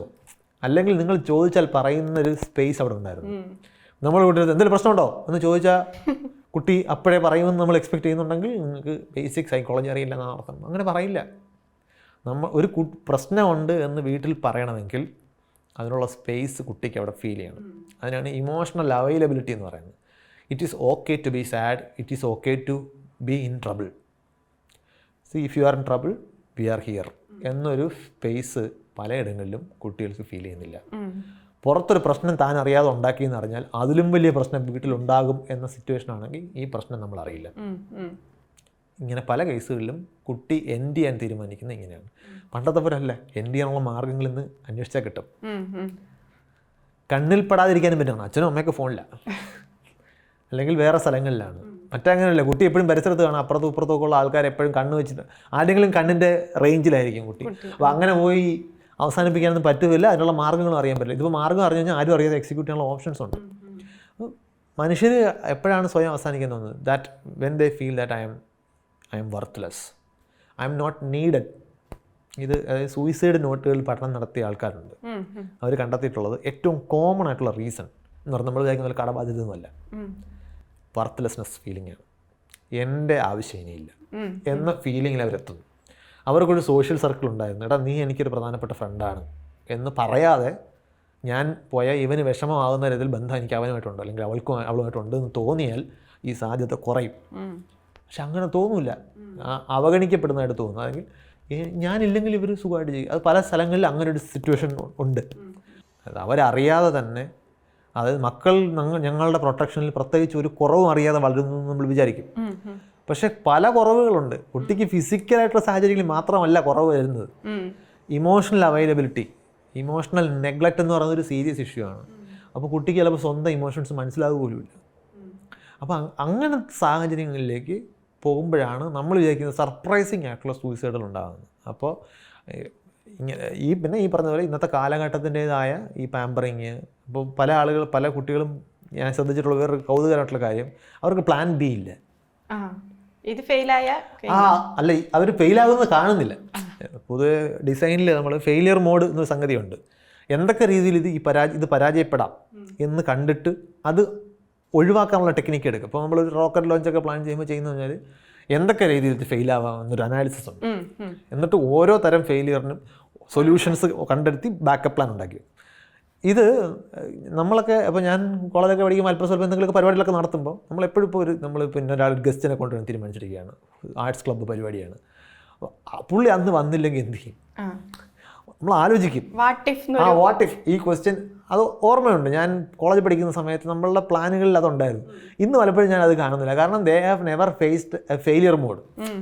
അപ്പോൾ അവർക്ക് അടുത്ത സ്കൂൾ തുറക്കുന്നതിൻ്റെ തലേന്ന് ബാഗ് വേണമെങ്കിൽ ബാഗ് കിട്ടും. അപ്പം ബാഗ് കിട്ടിയില്ലെങ്കിൽ എന്നൊരു മോഡ് അവിടെ ആക്റ്റീവ് അല്ല. അപ്പോൾ ഉദാഹരണത്തിന് യൂട്യൂബിൽ നിന്നും കരോക്കെ സ്ട്രീം ചെയ്തിട്ട് പാട്ട് പാടാമെന്ന് പ്ലാൻ ചെയ്ത് കോൺഫിഡൻസോട് വരുന്ന കുട്ടിയുണ്ട്. ഞാൻ ചോദിച്ചു നെറ്റ് കിട്ടിയില്ലെങ്കിൽ എന്ത് ചെയ്യുന്നു ചോദിച്ചു. അപ്പോഴാണ് അയാൾ ആലോചിക്കുന്നത്. ഇത് ഒരാളുടെ പ്രശ്നമാണെങ്കിൽ ഞാൻ അതിങ്ങനെ പറയില്ല. അത് എന്ന് പറഞ്ഞാൽ ഒരു ഇൻഡിവിജ്വലിൻ്റെ കുഴപ്പമല്ല. കാരണം നമ്മളെപ്പോഴെങ്കിലും നമ്മൾ വിചാരിച്ച പ്ലാൻ ഫെയിലായി കണ്ടാലേ നമ്മൾ അടുത്ത വേണം ഒരു പ്ലാൻ ഇടുമ്പോൾ ഫെയിലിയർ ആലോചിക്കും. ആലോചിക്കേണ്ടി വന്നിട്ടില്ല. അത് അങ്ങനെ എത്ര കാലം നമുക്ക് അങ്ങനെ കുട്ടികളെ അതിൽ നിന്ന് ഷീൽഡ് ചെയ്യാൻ പറ്റും. അപ്പം ഇങ്ങനെ പല ഫാക്ടേഴ്സ് ഉണ്ട്. അപ്പോൾ സ്വാഭാവികമായിട്ടും എല്ലാം കോൺട്രിബ്യൂട്ടിങ് ഫാക്ടേഴ്സാണ്. നമ്മൾ കൂടുതൽ അറിയുന്നതുകൊണ്ട്, പിന്നെ മീൻസ് വാർത്തകൾ കൂടുതൽ കേൾക്കുന്നത് കൊണ്ടുള്ളൊരു സെൻസിറ്റിവിറ്റി നമുക്ക് കൂടിയിട്ടുണ്ടാവും. പിന്നെ സേഫ്റ്റിയുടെ കാര്യത്തിൽ എൻ്റെ അഭിപ്രായം സേഫ്റ്റി കൂടിയിട്ടേ ഉള്ളൂ എന്നുള്ളതാണ്. പണ്ടത്തിനേക്കാളും ഒരു ക്രൈം ചെയ്യാനുള്ള സാധ്യത ഇന്ന് കുറവാണ്. അതുപോലെ ട്രാക്ക് ചെയ്യാനും സേഫ്റ്റി. ഇപ്പോൾ കുട്ടിയുണ്ട്, ഇപ്പോൾ ഒരു കോളേജൊക്കെ പഠിക്കുന്ന കുട്ടിയുടെ എല്ലാം ഫോണുണ്ട്. കുട്ടി എവിടെ വരാൻ വൈകുന്ന വിളിച്ചു ചോദിക്കാം, എവിടെ എത്തി, വണ്ടി വല്ലതും വഴിയിലായതാണെങ്കിൽ പോയി വിളിച്ചുകൊണ്ട് വരാം. അങ്ങനെ എന്തെല്ലാം ഓപ്ഷൻസ് ഉണ്ട്. പണ്ടതല്ല, എവിടെ എത്തിന്ന് അറിയാൻ പറ്റില്ല. വഴി ഒരു വണ്ടി ഒരു ആക്സിഡൻ്റ് ആയി ഒന്നും അറിയാൻ പറ്റില്ല. ലാൻഡ് ഫോണിലോട്ട് കോൾ വരണം. അത് ഈ കുട്ടിയുടെ ആ നമ്പർ കണ്ടുപിടിച്ച് വരണം. കുട്ടിക്ക് എന്തെങ്കിലും കാര്യമായിട്ട് ആക്സിഡൻറ്റ് ഉണ്ടെങ്കിൽ അറിയാനേ പറ്റില്ല. ഇന്നതല്ല, തീരെ നിർത്തിയില്ലെങ്കിൽ കുട്ടിയുടെ ഫോട്ടോ എടുത്ത് ഒരു കൊളാപ്സ് ചെയ്ത് കിടക്കുന്ന കുട്ടിയുടെ ഫോട്ടോ എടുത്ത് വെറുതെ ഇട്ട് കഴിഞ്ഞാൽ തന്നെ ആരെങ്കിലുമൊക്കെ റെസ്പോണ്ട് ചെയ്യും. ആ രീതിയിലുള്ള സേഫ്റ്റി വന്നിട്ടേ ഉള്ളൂ.